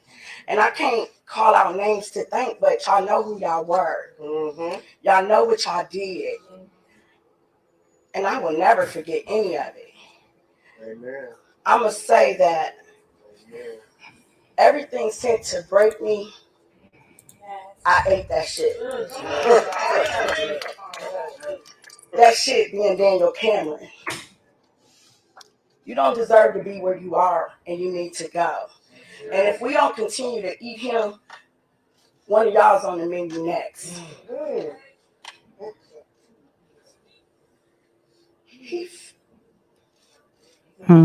He was dead wrong. It didn't start with him, but he had the right to do the right thing, and he chose not to. So again, I've waited 874 days for today. It's here now. Amen. I couldn't have done it without some of y'all. Some of y'all been out here tearing me down. Some of y'all have harassed me. Some of y'all have carried me, but all of that shit made me. And I'm okay with that. Breonna Taylor. That was a good speech.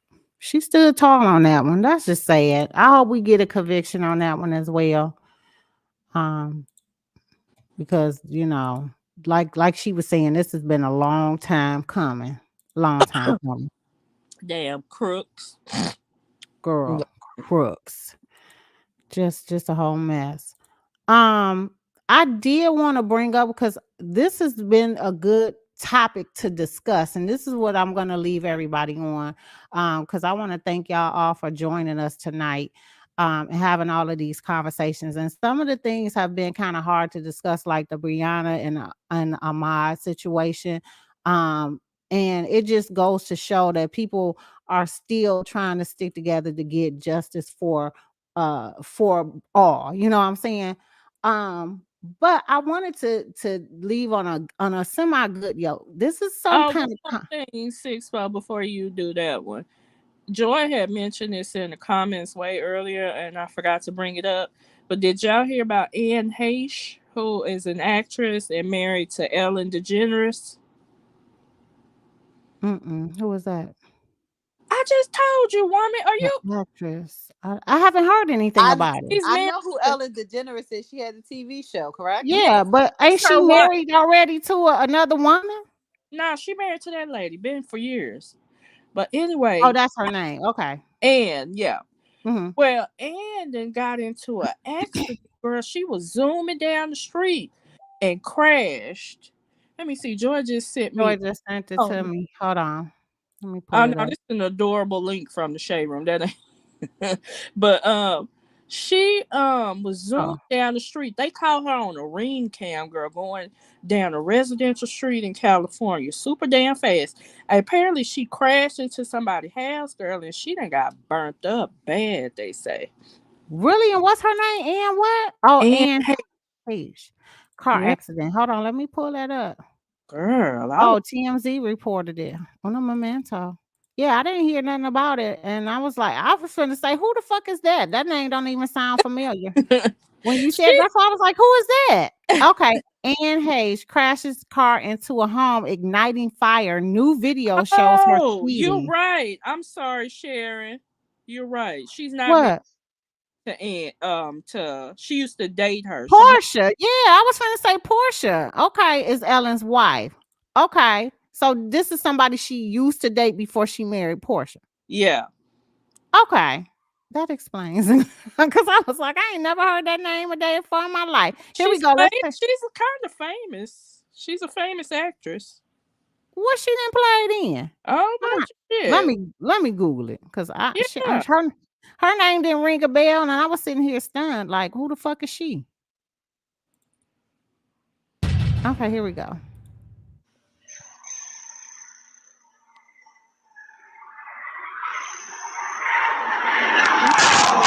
Damn. Look. Let's wait for her. Oh. Look, there she go. I heard it. I heard the crash. Damn. I wonder if she drunk or something. That's crazy as hell. Look at her. Slow motion.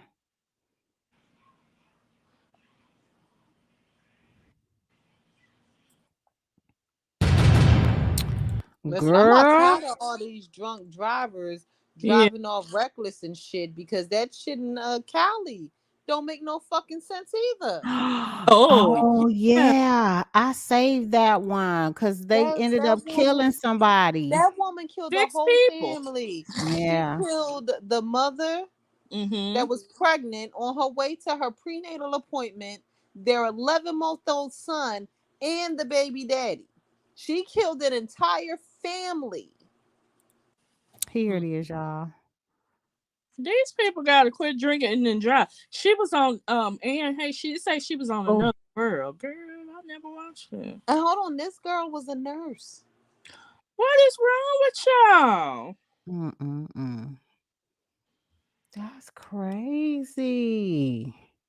Like, I watched that video 50 times. I'm like, God damn, she was driving fast after she had an argument with her boyfriend.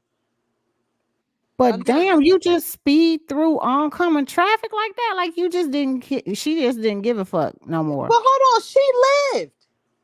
Right. The sad part about it is that lady that she killed was 8.5 months pregnant. She was on her way to her doctor's appointment. They killed her.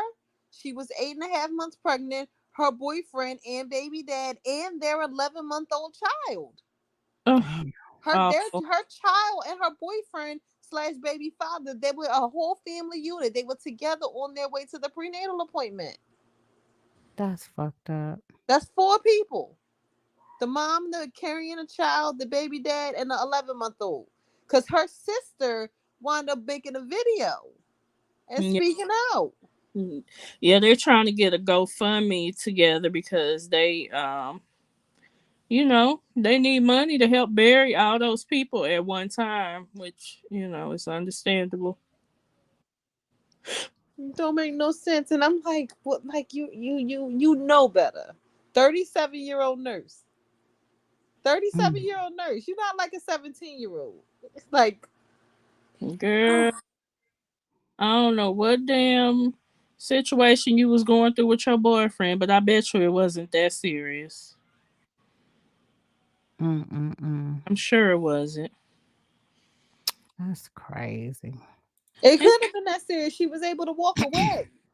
I mean, there have been so many tragedies happening. It's really sad. That's why I hate watching the news, girl. Like here in Dallas, they say a dump truck fell off an overpass onto somebody's car and killed a toddler. It's just awful. That's crazy. Oh, Sixx, I meant to ask you too. Now, girl, this is going long, I know, but I just got one more question. What was that video you sent out today with Erica going on about DJ Envy? Was that recent? See, I was trying to figure out if that was a recent thing because she was talking about the past, but yeah, she basically said that she was using him and he was not wearing his wedding ring. Did I post that on the curb or in the group? I think it was in the group. Okay, let me pull it up so y'all can take a gander because I don't girl, and I don't give a damn about no wedding ring, Erica. You know when somebody married like that. Yeah, that's what I was saying. Like, you knew he was married with children long before. Right. That was in Word on the Curb one, or it was on Yeah, I think so. Let me look. Yeah, I don't see that one. This is Word on the Curb. Where was that damn? Where you put it in there? No, hold on. Maybe it was on the Curb itself. Because we didn't even get to hear Boosie go off on Kamala Harris about Britney Griner. Oh, that was another one I was supposed to bring up too. Oh God, Boosie. Girl, he went the fuck off. He is so crazy. I don't know what to say about him. Like, that's just, it's like sometimes I be feeling like we don't have enough time in the day to cover every remedial outbreak, da da da da da. Like, seriously. Yeah, Bootsy Hirsch. Yeah, then I did too have on the list Terrell Owens running into a Karen. That was we supposed to talk about. Girl, that whole story was kind of ridiculous to me because she was so damn ridiculous. She was just making up shit as she was going. You ran the stop sign. He was like, ain't no stop sign. It was just crazy. She just sounded like she was just trying to nitpick for the hell of it. But did you hear her tell him, you're a black man walking up to a white woman? I was like, oh, that's not allowed? Girl, she still think we in the 1920s, 1940s, like for real, lady, go sit down. Go sit down. Oh, the other thing too was Oh, and I do got to pull this up because we didn't even talk about this one on the last one, and it was part of the main show. Which was Darius Crooks, aka Crooks, coming out talking about he is going to stop having the relationship with his boo. Y'all heard about that? Because yes. people is pulling up his personal information. Sounds familiar. Pulling up his personal information and harassing him and da da da da da. All of that jazz. Let me pull that up because I was just sitting here listening to it again because I was like, okay, we're gonna get to it this time. I don't want to forget. And then we still got to talk about Wendy, Wendell, Bartholomew, Hawthorne, Hagatha. We got to talk about that before we end this show too. Let's start off with the Darius situation first. Let me go to that because that needs to be we need to talk about that because I did talk about it the last time. Child, it's always something. Always. Aaron say bye to Darius. He got to go. Girl, he always. Here we go. I've been dating Jerome for a few months. During that time, we've had an amazing ride. Just last night, we had a great time amongst friends. And he's reading this, by the way. We've all seen and heard the news of me scamming and the news of me doxing, which I will address soon. That, of course, has been very difficult to navigate. The last few months have been my happiest, and then today is my saddest. For the past few weeks, my ex Lavelle, who I haven't seen in over 15 years, has been relentless on spreading lies about me. He's done numerous videos demeaning me, demeaning my character, which I'm okay with. However, he has realized that since he can't get to me, he has now attacked Jerome. For the past few weeks, he's been cyberbullying Jerome and spreading lies, speaking negatively about his appearance. He's never met Jerome. However, he has numerous opinions. Last night, the Twitter crew that hates me decided to post Jerome's personal information, including his place of employment and his home address. They've even mentioned other personal details about him. Knowing I caused this has done nothing more than break my heart into a million pieces. I can handle the ridicule, I can handle the harassment. However, others near me should not be subject to the same scrutiny. The only way to get past this is to have Jerome disassociate himself from me and my brand. I love Jerome.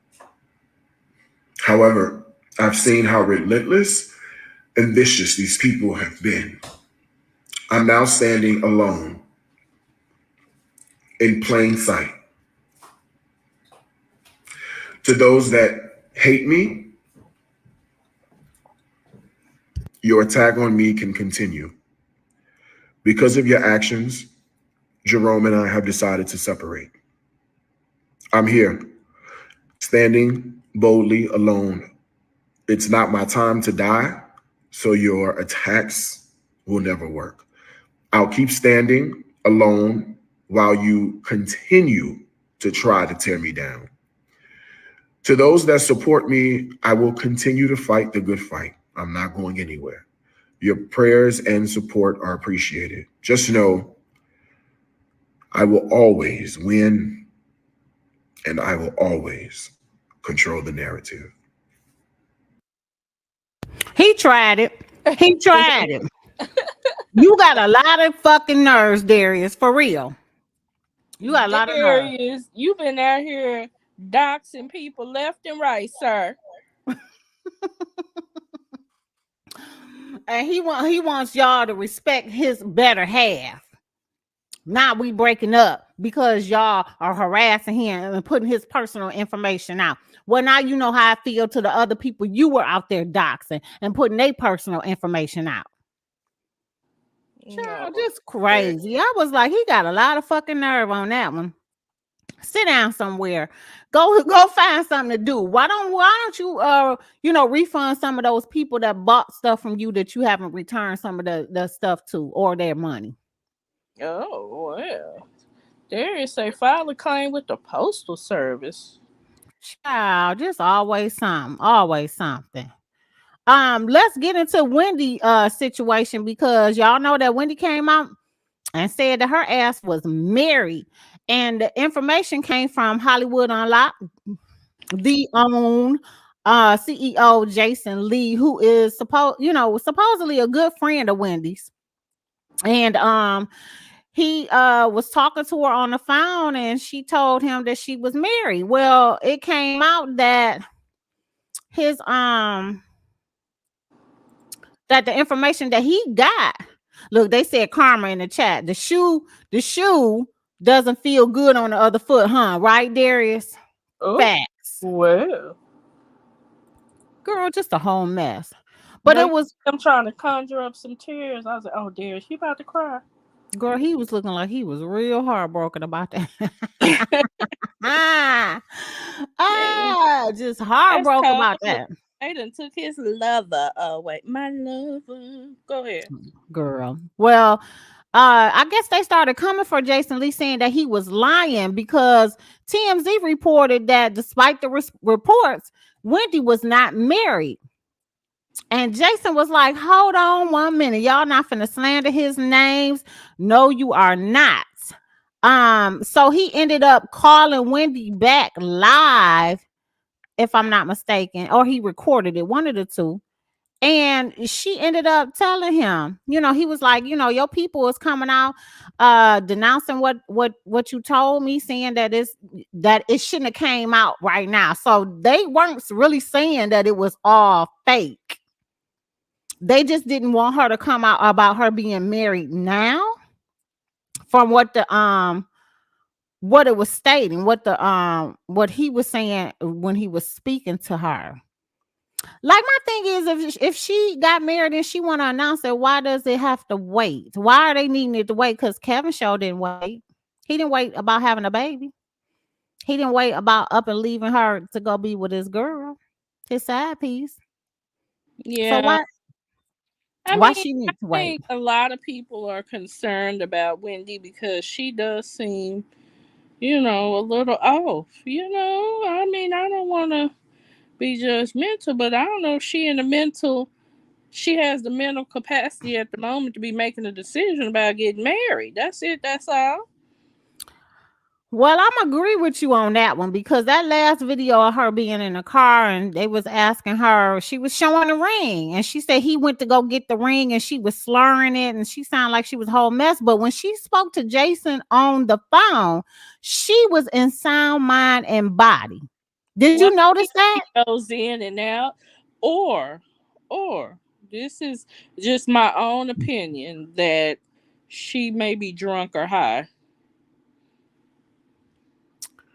Well, I mean, hell, it's been numerous reports about it, about her, falling back on the whole thing again.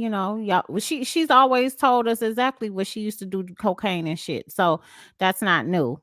So, I don't know. Something's going on with her. She ain't right since that divorce, right? And what they say, low key, I believe Sharita put a root on Wendy Williams. She's a Geechee. Oh, really? I didn't know that. Girl, scripted breakup. Girl. Yeah, okay. I knew he was Geechee. Remember, Charlamagne said that they was friends in South Carolina or some shit. Remember?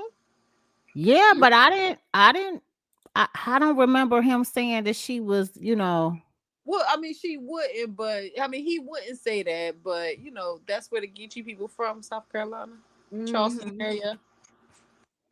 Girl, interesting. Well, let's take a look when Jason Lee called up Wendy Williams on the phone to say, hey, what the fuck going on? Hi. Hey, good morning. Hi. So yesterday when you called me and said that you were married, I posted that, right? And now some guy named Will is talking to Page Six saying it's bullshit, making me look crazy out here. No, everybody seems to have a problem with that. I'm married. So is there a problem that they don't want people to know you're married, or they didn't want you to tell me you're married? I'm married. I don't care who knows it. I'm married. Okay. Well, I fuck with you the long way. I'm always look out for you. I just don't know what Will is doing or why he's out there trying to discredit me, but that shit pissed me the fuck off. Because Will sees no point in me getting married. But you know what? Fuck Will. 14 years I've known him. And I've always said fuck him in a good way. Right. You know? Right. I didn't know what podcast was. He put me on the podcast. And I'm like, okay, what do I do? What do I do? Listen, if you want somebody to help you with a podcast, I mean, no, thank you. No, thank you. Okay. I will for that. Okay. All right. Well, that's fine. If you're comfortable with him, cool. But he needs to watch his mouth. He better keep my name out of his mouth with that bullshit. And he talking about he's your official rep. That's what he told Page Six. He is. Okay. Well, somehow he need to get on the same page with you then, because clearly, you know, you talked to me and I said what I said. So I don't know him, but it's okay. All right. Well, I wanted to make sure you knew. Yeah, it's okay. See you this weekend. Bye. Interesting. So he proved like she's telling me. She sound like she tweaking there too. Well, she sounded a whole hell of a lot better and coherent than what she was. She definitely sound like she tweaking off of something different, but she sound like she tweaking nonetheless. Yeah. Something ain't right. And I get it. And, you know, this is the same thing that Charlamagne was saying. He was saying, you know, he hated to see her go through something like this. And this was posted on Hollywood Unlocked too. He said, you know, he shares his thoughts on the Wendy Williams show coming to an end, expressing that he did not like the way the former boss and friend was treated as she bid farewell to her long-running chat show without being considered to make an appearance on the final episode. And they talked about, you know, how everything came to be. And now Charlamagne is seemingly speaking out about this and having told Extra that he don't like the way in which Wendy's departure was handled. And he's hating how everything is going with her now. It seems like something is going on with her and he doesn't like the way everything is looking. That's just sad. Sad to see Wendy having to go down this spiral, this whole spiralization with everything. I just, you know, I was expecting Wendy to come. Well, okay, I told y'all that she wasn't going to come back to her show. So let me just say that. I knew that wasn't going to happen. But I thought that this new thing with the podcast and her doing this show was going to kind of like resurrect her back into the mainstream of things, if that makes any sense. Like I kind of figured like this was going to be a good look for her. But this doesn't seem like it's right either. Okay. When she says Mary, which Norwood she talking? Is she married like Brandy or Ray J? Because one was real. Cold-blooded, right? Right. Like I don't know. The consensus I heard was that because of her mental state, people don't believe her until we see a damn wedding license or a marriage certificate or something. But see, let's not go there because remember we was talking about this last time and Shantae was like, it could be a spiritual marriage, like, you know, Eddie Murphy and the ex of Babyface wife. And you see how fast that went kaput.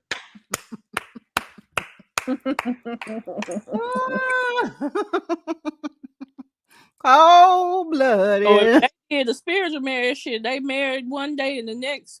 Who the hell is Henry? That's gonna be Wendy. I don't know nobody by that name. She ain't gonna remember who the fuck she married. The fuck out of here. Who is Henry? Oh my God. And wait a minute. That don't even seem like she would marry some NYPD blue cop. I don't know, y'all. I'm just making my own assumptions here. Something ain't adding up. I mean, but I'm not surprised by that. She married Kevin. Well, we can see that. We can see that was a match. Them two was a match. And she always said she loved a thugged out dude because she felt protected. Well, I was looking in some interview. I saw some lady, forgot where that lady called in to, but she said she saw Wendy in the airport with a tall, dark and handsome guy. And they looked like they were really happy. But Wendy did say that, what you just said, that whoever this guy is, he makes her feel protected. Mm-hmm. That's her normal. Because remember, she dated Eric, what's his name? Rakim from Eric being Rakim. Same thing she was saying in her documentary, like how he made her feel. Right. Well, yeah. I wish Wendy luck. I pray that if the issue is any type of substance, that she gets help, because it's really sad to see if it's mental. I hope that somebody can step in and help her. Really. Oh my God. They said if Wendy goes back to a real job, Diane Sawyer showed Whitney Houston the receipts for crack. So you want to see the receipts?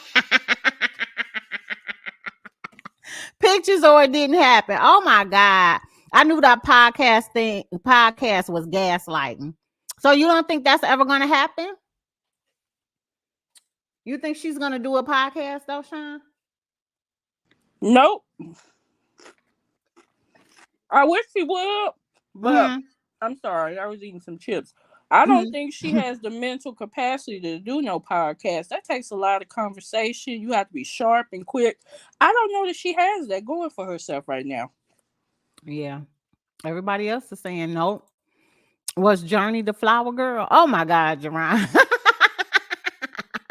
Cold-blooded. Jerron, you cold-blooded. Well, let's get into some more blasphemy. How about Irv Gotti talking about he had a wife, but it was in a hole of love with Ashanti, and found out that she was dating fucking Nelly at the time when they walked into a game. I say Irv need to go to the damn deepest nerve. part of hell. His heart probably is broken when he's seen that Nelly just recently performed and brought Ashanti out during. I did see that. Wait a minute, I didn't see that. Where's the clip? Let me I pull this posted up. it on the curb, but I think it's hilarious. Like, my dude, you got a wife. You mad because you got a wife. You found out that Nelly was that Ashanti was seeing Nelly while you were sitting on the couch with your fucking wife. Shut the fuck up and go to the deepest parts of hell. That's fair, Michelle. Okay, so that's exactly where he can go. I got questions, okay? I don't give a damn about Irv Gotti, because guess what, Irv? You can swing on these nuts, okay? Because first of all, you knew that she was way above your pay grade. And what I mean by that, she knew your ass was married. And you was fucking around on your wife the whole goddamn time of the marriage. So now all of a sudden you want to sit up here and say you was in love with her and you was heartbroken about this whole situation. Like, make that make sense. You probably was sitting on the damn couch with your wife and started crying, and she was like, "What's the matter?" "Oh, I got something in my eye, babe. Allergies." These men and the audacity, like, girl, the nerve. Like, who was raised crazy. them? Girl, crazy as hell. But I got more questions to this whole scenario. So after the Joe versus Ja Rule on the Versus, Ashanti went on the radio show. What's that girl's name? She used to be in New York too. What is her name? Yeah, Angela Martinez. She went on her show, and Angela asked her, well, how was it that it came about that Nelly, came to you and this, that, and the third? She said, I don't really know, because I hadn't talked to him in years. It's been years since I spoke to him. Matter of fact, we never had an even conversation about how everything went down between the two of us. So basically, you had no end to the end. And here it is, many years later, after the breakup with him and his ex-girlfriend, he comes clear across the room directly to you to give you a hug and say hello. Now, all of a sudden, you doing a performance with him. And make that make sense to me, because how does that come about? How does that come about when you said, when they was all on a call with Ja Rule, Joe, and Remy Ma and Ashanti, and they was like, well, Ashanti Nelly is single now. She was like, so, but I'm not. And she was like, don't even go there, Joe. Like, she didn't want to answer too much of the questions, but she was like, no, nothing there. And from that point on, that led me to that y'all still haven't had a conversation about any of the things that acquire between y'all relationship. Because let's get it together. We was hearing about cheaterization throughout this relationship too, right? You talking about So Nelly and I'm Ashanti? Nelly and Ashanti. And then all of a sudden now y'all doing a show together? I mean, She I did get what for you're the saying. coin. I get what you're saying. She probably doing it for the money, but I also feel like they had a real relationship. And as far as I know, Ashanti has always been fairly private.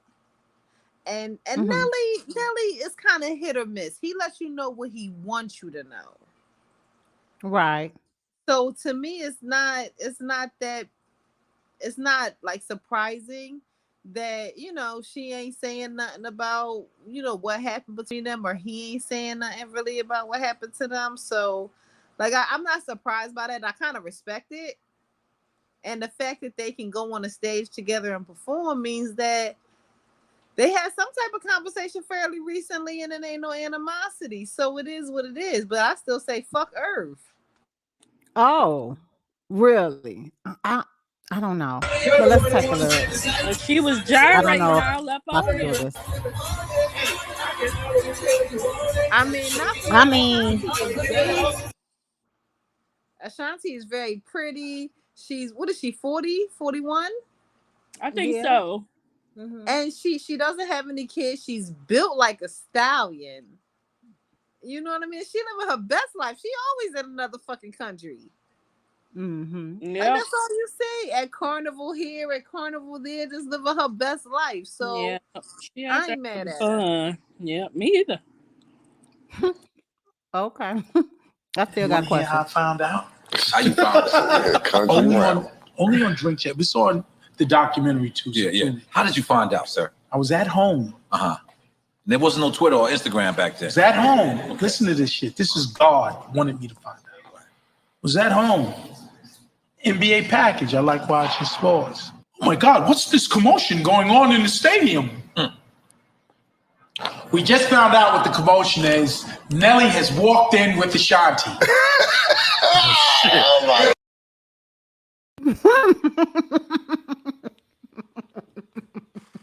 I don't feel like he got the right to be mad. I just don't.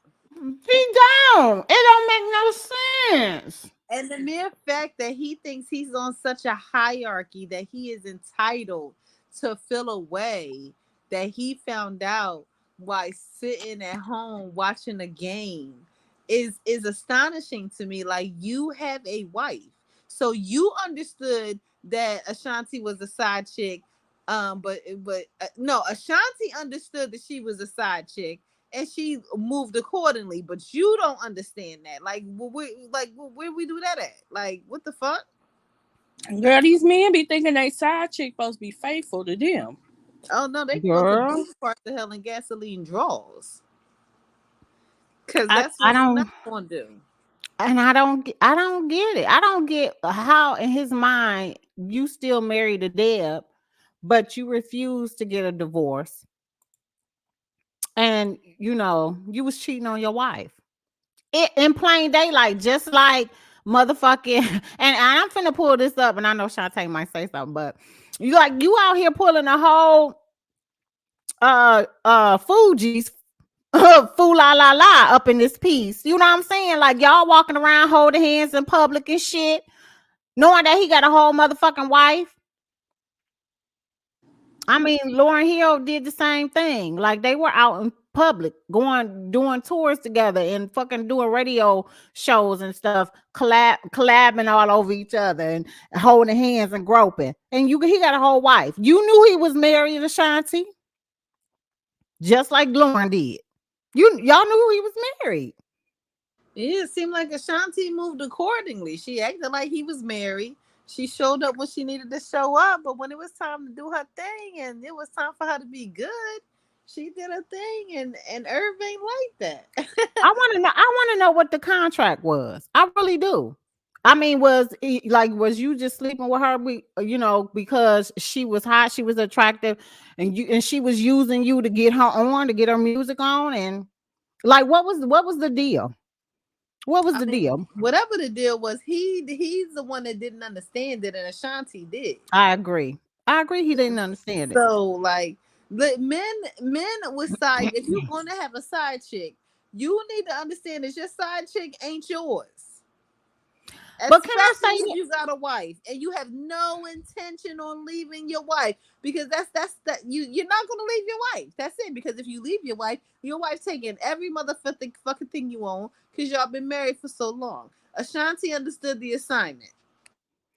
And you know what? My only other question to that, because I agree, she understood the assignment, and I'm but not then team part side of it, chick, just so we're clear, I am not team side chick. Side chicks, they can go to hell too. But you know what I mean? When you understand your role, it's a little different. Right. and Know let your place. Damn. but let me say this: as much as Irv Gotti's big ass mouth has been out here talking about this has been decades. He's been bringing this up. She has never said anything, never confirmed a damn thing, never spoke about shit with Irv Gotti, which leads me to believe that it was all in his head and that she wasn't entertaining him. But Ashanti don't speak about nothing personal. I know. That's why I said I need to know what the contract was, because something is up. That was the contract. She got what she needed, and that was it. And like I said, she's living her best life. She's always on vacation. So however she was set up, she good. Well, listen, Sharon, aka Sharon, says he doesn't have the right. Who does he think he is? He forgot his role and his side chick's role. Danette said, "Hey, Danette, he caught real feelings. Isn't that against the rules?" Yeah. That's like never get high on your own supply. That's a rule. Oh, did somebody say Little Kim? That's what Jerron said. Yeah. So right, he failed the assignment. She never given him the energy. She never has. She never said a damn thing. Ashanti let him sniff the drawers, and he ain't been right since. He got the drawers, dog. He got what he wanted, and she got what she wanted. Well, I don't know, because he was sure trying to take her down, y'all. This has just been years of back and forth between him. But it never worked. It never worked. I'm glad it didn't, because regardless to whether or not she says the same word over and over multiple times in a song per Jerron, she has some classics, So, she put a TLC on them. She redid those songs so that she can still Yeah, continue that's to get probably their why money. he butthurt. Yeah, he That's real probably butthurt. exactly why he butthurt. Joy said, I mean, as him sleeping with her. Gotcha, Joy. I just thought that was interesting, because like, the fuck you mad at, sir? and it just led me to more questions. And then in the article from TSR, it said Irv Gotti was married 15 years to death. This was confirmed in a 2019 interview. Years They until still they married, divorced. aren't they? No, they divorced in 2013. Oh, okay. Yeah. But they were still married, but separated during the time with the shit with Ashanti. Well, I mean, Ashanti might have some values like some of us, because if you married, I don't give a fuck if you single. If you separated, you still fucking married. Ain't nothing I can do with you if you married. Until you are divorced, you are married. Y'all don't give a fuck if you separate. Y'all been separate for 50,000 years. Y'all don't live together. Y'all don't share no account. You are still legally married. Yeah. Oh, well, now that makes sense to me. I'm just saying, like, that's how I will move. And Ashanti's my age, right? Like, I'm 38, she 40, 41. Like, there's just this thing that's in my head that I don't give a fuck if you're separated. You are still married. I can't rock with you on that level until you're not married. Like, you need to be divorced completely in its entirety. There's no lingering on. Yep, and if you were truly in love with her the way you out here acting like, you would have got the damn divorce because you would have wanted to pursue a relationship openly and publicly with her. Right. You wouldn't have did a Diddy and Kim. Oh, well. Gotti is trash. Okay. Ain't no way in the world I could see Ashanti having a full-blown relationship with him. Ugh. No, I can't even imagine. And apparently she liked it. I don't know what he was giving, but she liked it and was taken. Oh, baby.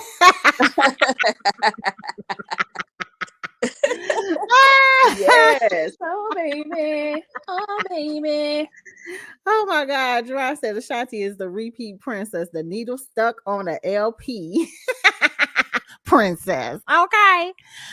So look, let's get into this last controversy. I say this for the last. You heard me? Because this right here is something to listen to. Okay. Now, I don't know if y'all heard this. We had this whole conversation in VIP, but is this a coincidence or no? So there is this rapper from back in the day named Notorious B1 who says that he came out with his song before Biggie did and that his shit was stolen from him. Before I get ready to transfer into this, I want y'all to take a real listen and just listen to what the dude is saying.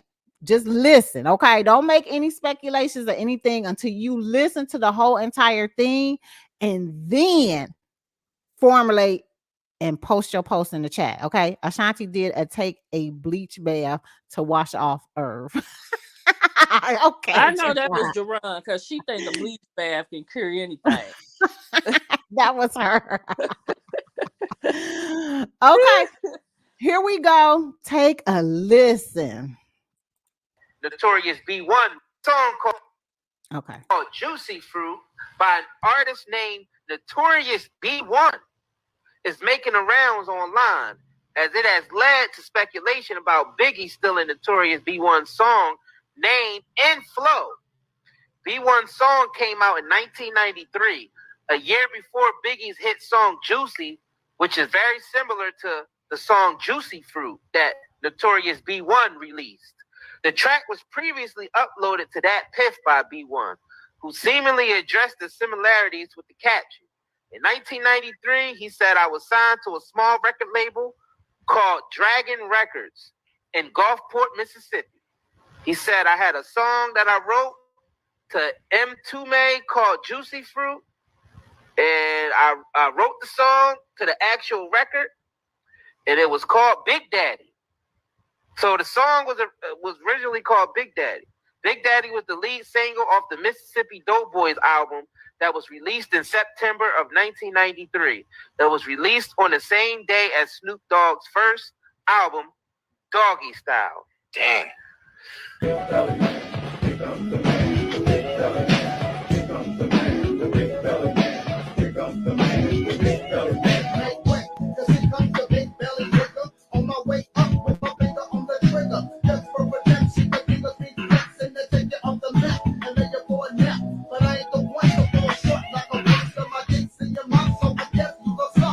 Okay, now I'm going to kind of fast forward this. Don't say nothing, not yet, because I don't want to get a copyright strike. But y'all heard the information and when it came out, and you got a little bit of Notorious B. Okay, y'all already know what the Notorious B.I.G. sounds like. The song Juicy Fruit. I don't have to play that. We all know it. Same beat, different rhyme, right? But when you're listening, and I'm going to continue to play it, but I got to break it up so I can kind of try to manipulate this whole thing. But he's telling you when it came out in the year, and it's on the album as well. Let's take a little bit more of a listen to this.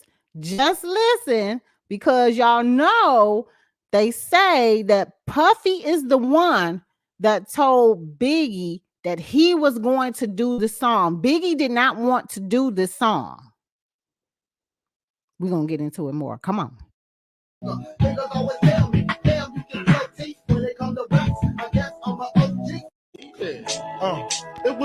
Okay, so we know what that sounds like. Hold on. We already know what that sounds like. But I want to see if he's going to say anything else after he plays the part for Notorious, because that's a heavy copyright strike. But I just thought that this was something interesting because this is not the first time. Okay, he's not going to say anything else. But this is not the first time that we've heard of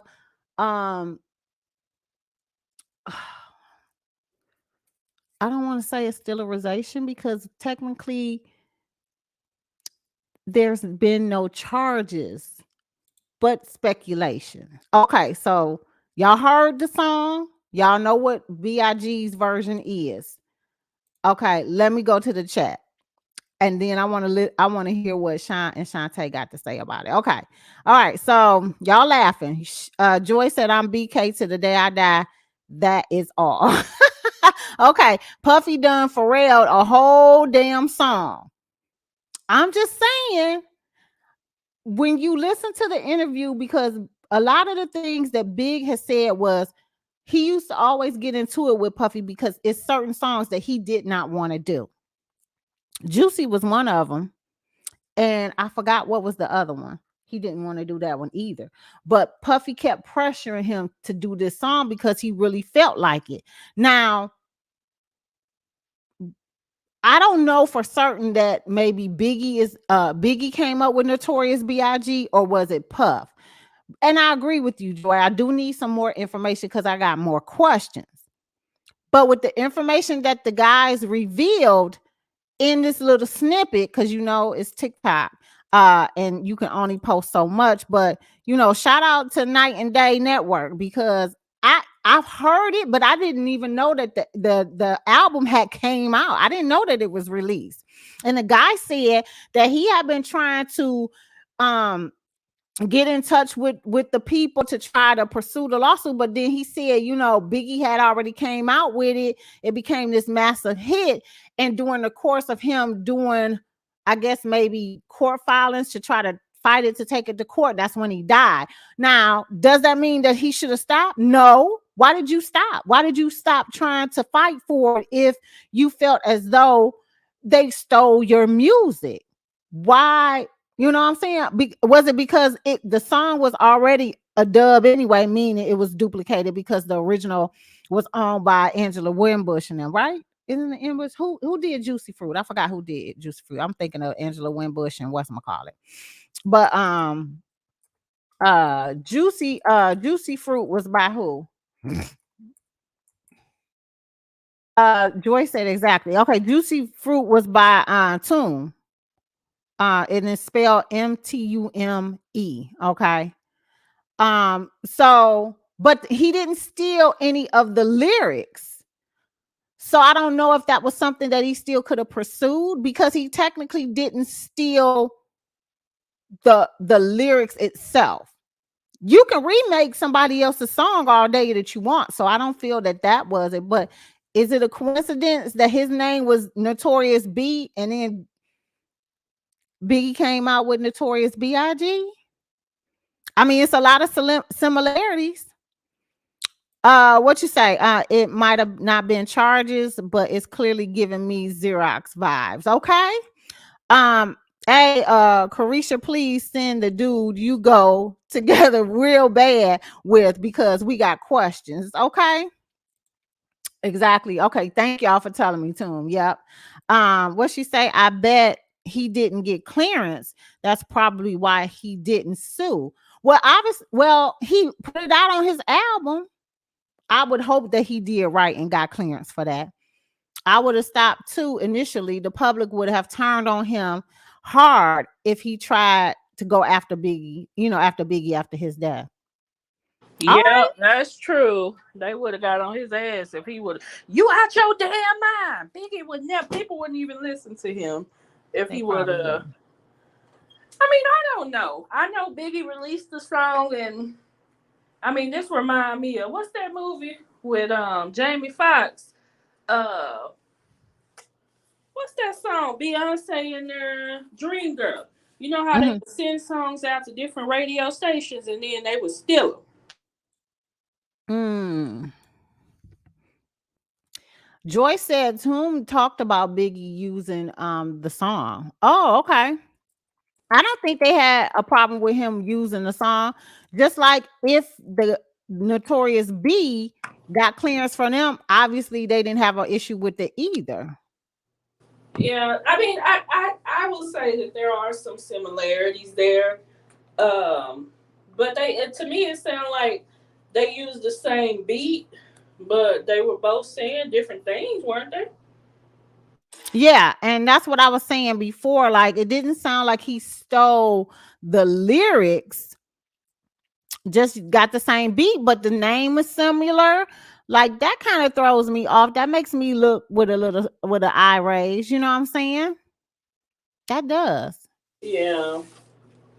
Yeah, I mean, I guess I probably would. I probably need to hear that song incomplete. I actually like it. I like both versions. I thought, dude sound pretty good. All right. Yeah, he did sound good on his flow. I mean, for it to be back in the 90s and stuff as well. Like, I mean, of course, Biggie's is better. But I liked his too. Like, you know what I'm saying? So I don't know. I'm gonna look more into this, you guys. I think this is fascinating. Shantae, what you think? Is she still in here? Yeah, I'm here. What you think? I mean, this is the part of the music industry that's hard, right? Because it's first of all, the names are very similar, right? Yeah. The beat is identical, and the flow is the same, but the lyrics are different. Yeah. But Diddy is messy as fuck. He is. So it's like Diddy And need his ass dude, beat. on another clip that I saw, dude said, and I'm talking about Notorious B, said that he shopped around that song, because he was trying to get a deal. Yeah, and I believe it. And during that time, people didn't copyright beats. Mm-hmm. You know what I mean? That's why there were so many remakes. The whole copywriting and trademarking is something that kind of happened more so in the early 2000s because people lost their creativity, right? So they started remixing and remaking shit. So if it wasn't trademarked or copywritten, I mean, it's kind of hard to sue. Yeah. But it's I don't know. I'm gonna look this question. How the hell? Okay, he didn't steal your lyrics. He didn't steal your name. And how the hell you gonna sue for a beat that you didn't even create? But you can sue for similarities, because even Marvin though Gaye did it. I was finna say Marvin Gaye and Happy, even though it didn't sound exactly like a Marvin Gaye song, but he did take elements of a Marvin Gaye song to create Happy. That's why they lost. Right. Yeah, I get that, but that dude didn't own that song. He owned his song. But I guess what is he talking about? The beat? I mean, you can't control how Biggie raps. That's how he raps. Yeah, we talk about the beat itself. So this is the problem. The problem is he uploaded it to that Piff. That's the first problem. That's a public platform. It's no different than uploading some shit to SoundCloud. Yeah. But that don't make Puffy any less messy for doing that shit. Because Biggie wasn't a writer. Well, he just downloaded it to that Piff. Back in the 90s, he was sending the song to different record labels trying to get a deal. I think Puffy probably got a hold of it, and yeah. No, that Piff is what we used in the 90s to make mixtapes. And I get that part. I mean, because we used to choir and shit. Right. And we used to jack beats. I get that. But I'm not out here sounding like a whole somebody else and having a similar name, using the same beat that he used, even though the beat is not his. But like the name and the similarities of the flow, like, I mean, it kind of do. I can't agree with the name thing because you got the baby, little baby, a baby, some baby, like, you know what I mean? So like the name thing, you know what I mean? It's the name thing. Like, if that's the case, you shouldn't have all these fucking babies running around, you know? And see, this is why I said I need to get a little bit more clarification. Joy said Biggie did right. He even wrote some of Kim's stuff. Was that Joy? Yeah. Okay. Yeah. I'm not saying that Biggie wasn't a writer. I think. Well, I don't know. Sean, you on here? What do you mean by he wasn't a writer? No, I said that. Oh, you said that he wasn't a writer? Yeah, he wasn't a big writer. He was a free. We consider Biggie a freestylist, like we consider Eminem a freestylist. Like they didn't really write stuff down pen to pad, if that makes sense. But I mean, yeah, we know that he wrote some of the stuff. So is he talking about the name or the song? That's what I need clarification on, Danette, because I'm not really sure. I did see another snippet on TikTok, and it was explaining a little bit more in depth. But I would rather go on to Googler and do my own research and then bring it back up so we can have a thorough conversation about it. But I really am kind of like intrigued by what he was saying. Like, let me tell y'all something. If I had a bigger platform, because I know I'm a small fish in a big pond, okay? But I would reach out to him, and I still may be able to do so if I could come across the stuff to reach out to him and ask him if he want to, go live and just explain this side of the story. I don't think nobody has talked to him. I don't think nobody has reached out to him and actually said anything. And if so, that's why I said I need to get on the Googler and try to research this, because I'm curious about this whole thing. Okay, he may not have written his lyrics down, but he came up with his own lyrics. Nobody's is like, like saying that Biggie wasn't dope with the penmanship. I don't think is that what you're trying to say? I mean, I thought we all considered Biggie as a freestylist. Yeah, that's what I consider him, more of a freestyle artist. Yeah. I don't know, but this is a good something to go on and kind of research into it. Y'all know I'm sensitive about BK. I know, Joy. I know. I just find that this is kind of curious. There's a lot of similarities involved in it. And I'm not saying that it was a sterilization, but it's looking like it is. I'm just saying. I mean, if it was a sterilization, I mean, I ain't trying to take. I think it's just the beat. I think Puffy brought that shit because he a damn crook. He done brought that stuff to Big. Yeah, I agree with you. And again, I think it's just the beat. Yeah, I agree. Literally, why was he so pressing Big about doing this song? Big said he didn't want to do the song. He didn't see, he was like, you trying to make me so. And I remember the interview because Big was like I'm hardcore and this is just like soft. This ain't even hard. And he was just like saying how Puffy was like, you just gotta visualize it. He was like, make it be what you want it to be. He was like, the beat is dope. He was like, you got good flow to it. So it was like he was kind of pressuring him into doing this song. What is it? Okay, Danette said Big's original name was coined after the character Biggie Smalls from the movie in 75. Let's do it again. I believe the guy who played him got upset and that's why he changed it. Okay, that's good to know, Danette. Yeah, see, I didn't know that it was like something about that. That's like Ricky Rose using Ricky Rose name, the gangster, and he was like, no, homeboy. Yeah, I don't think the name is a sterilization. Like I said, the way people, you know what I mean? Like, you gotta look. I mean, not for nothing. Who called themselves the queen before Lil' Kim? Because I'm almost certain it was Queen Latifah. Right, Queen was. You know what I mean? Queen. So, I don't think the name. I think in this scenario is really just the beat. Granted, the flow is the same, but I feel like anybody who would have taken that particular beat's flow would have been similar because that's the beat. You rap. So did you say his name was Notorious? Oh, it's Notorious B1. And then it's Notorious B.I.G. I don't know. I think it's just the beat for real. And I think that's Diddy dirty ass. Well, Puffy did steal years from Cassie. And then Joy said Biggie J, but not the pastor. Kim is Queen B. Yes, Kim is Queen B.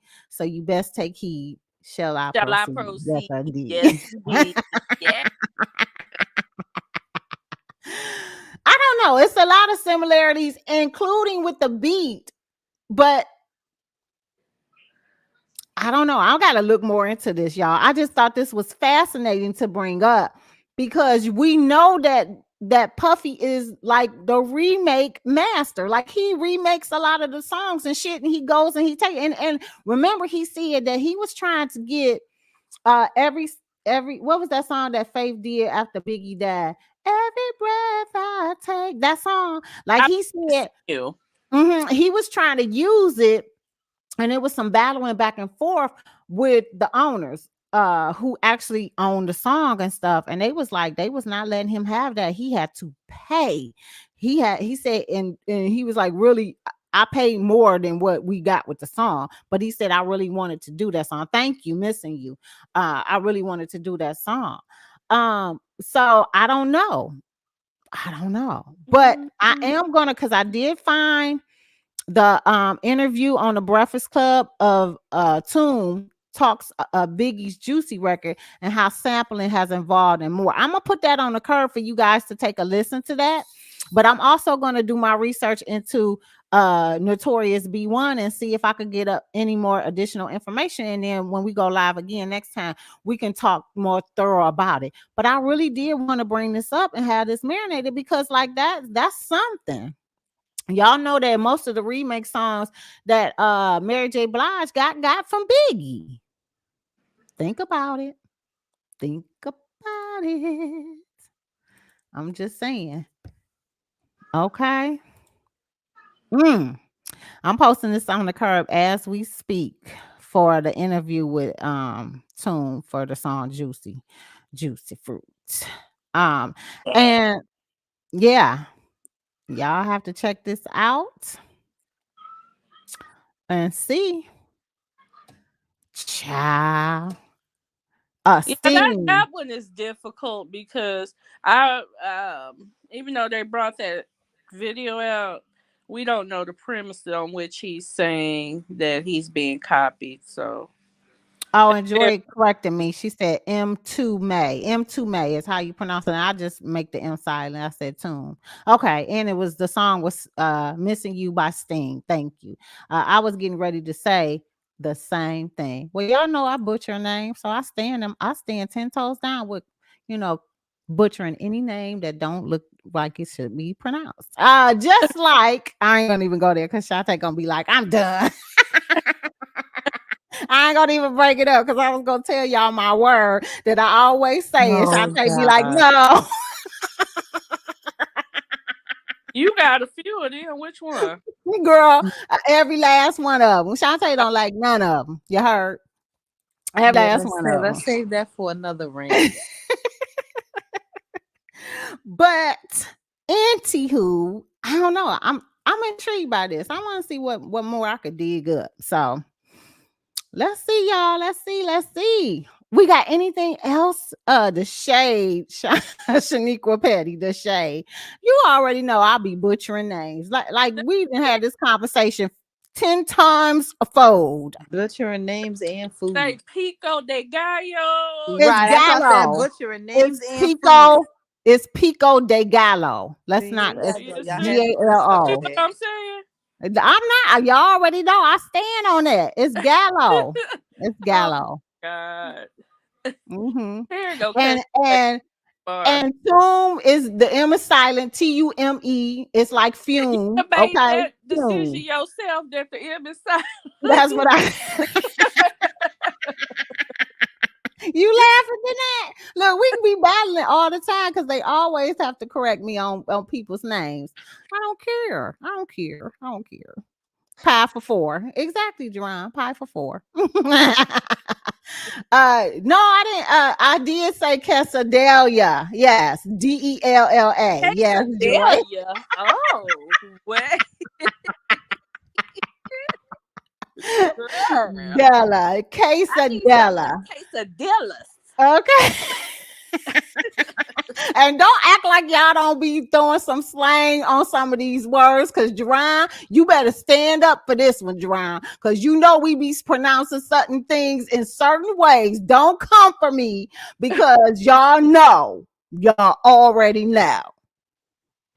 Yeah, y'all tried it. Okay, Joy. I ain't going to a restaurant with her ever. Don't go then.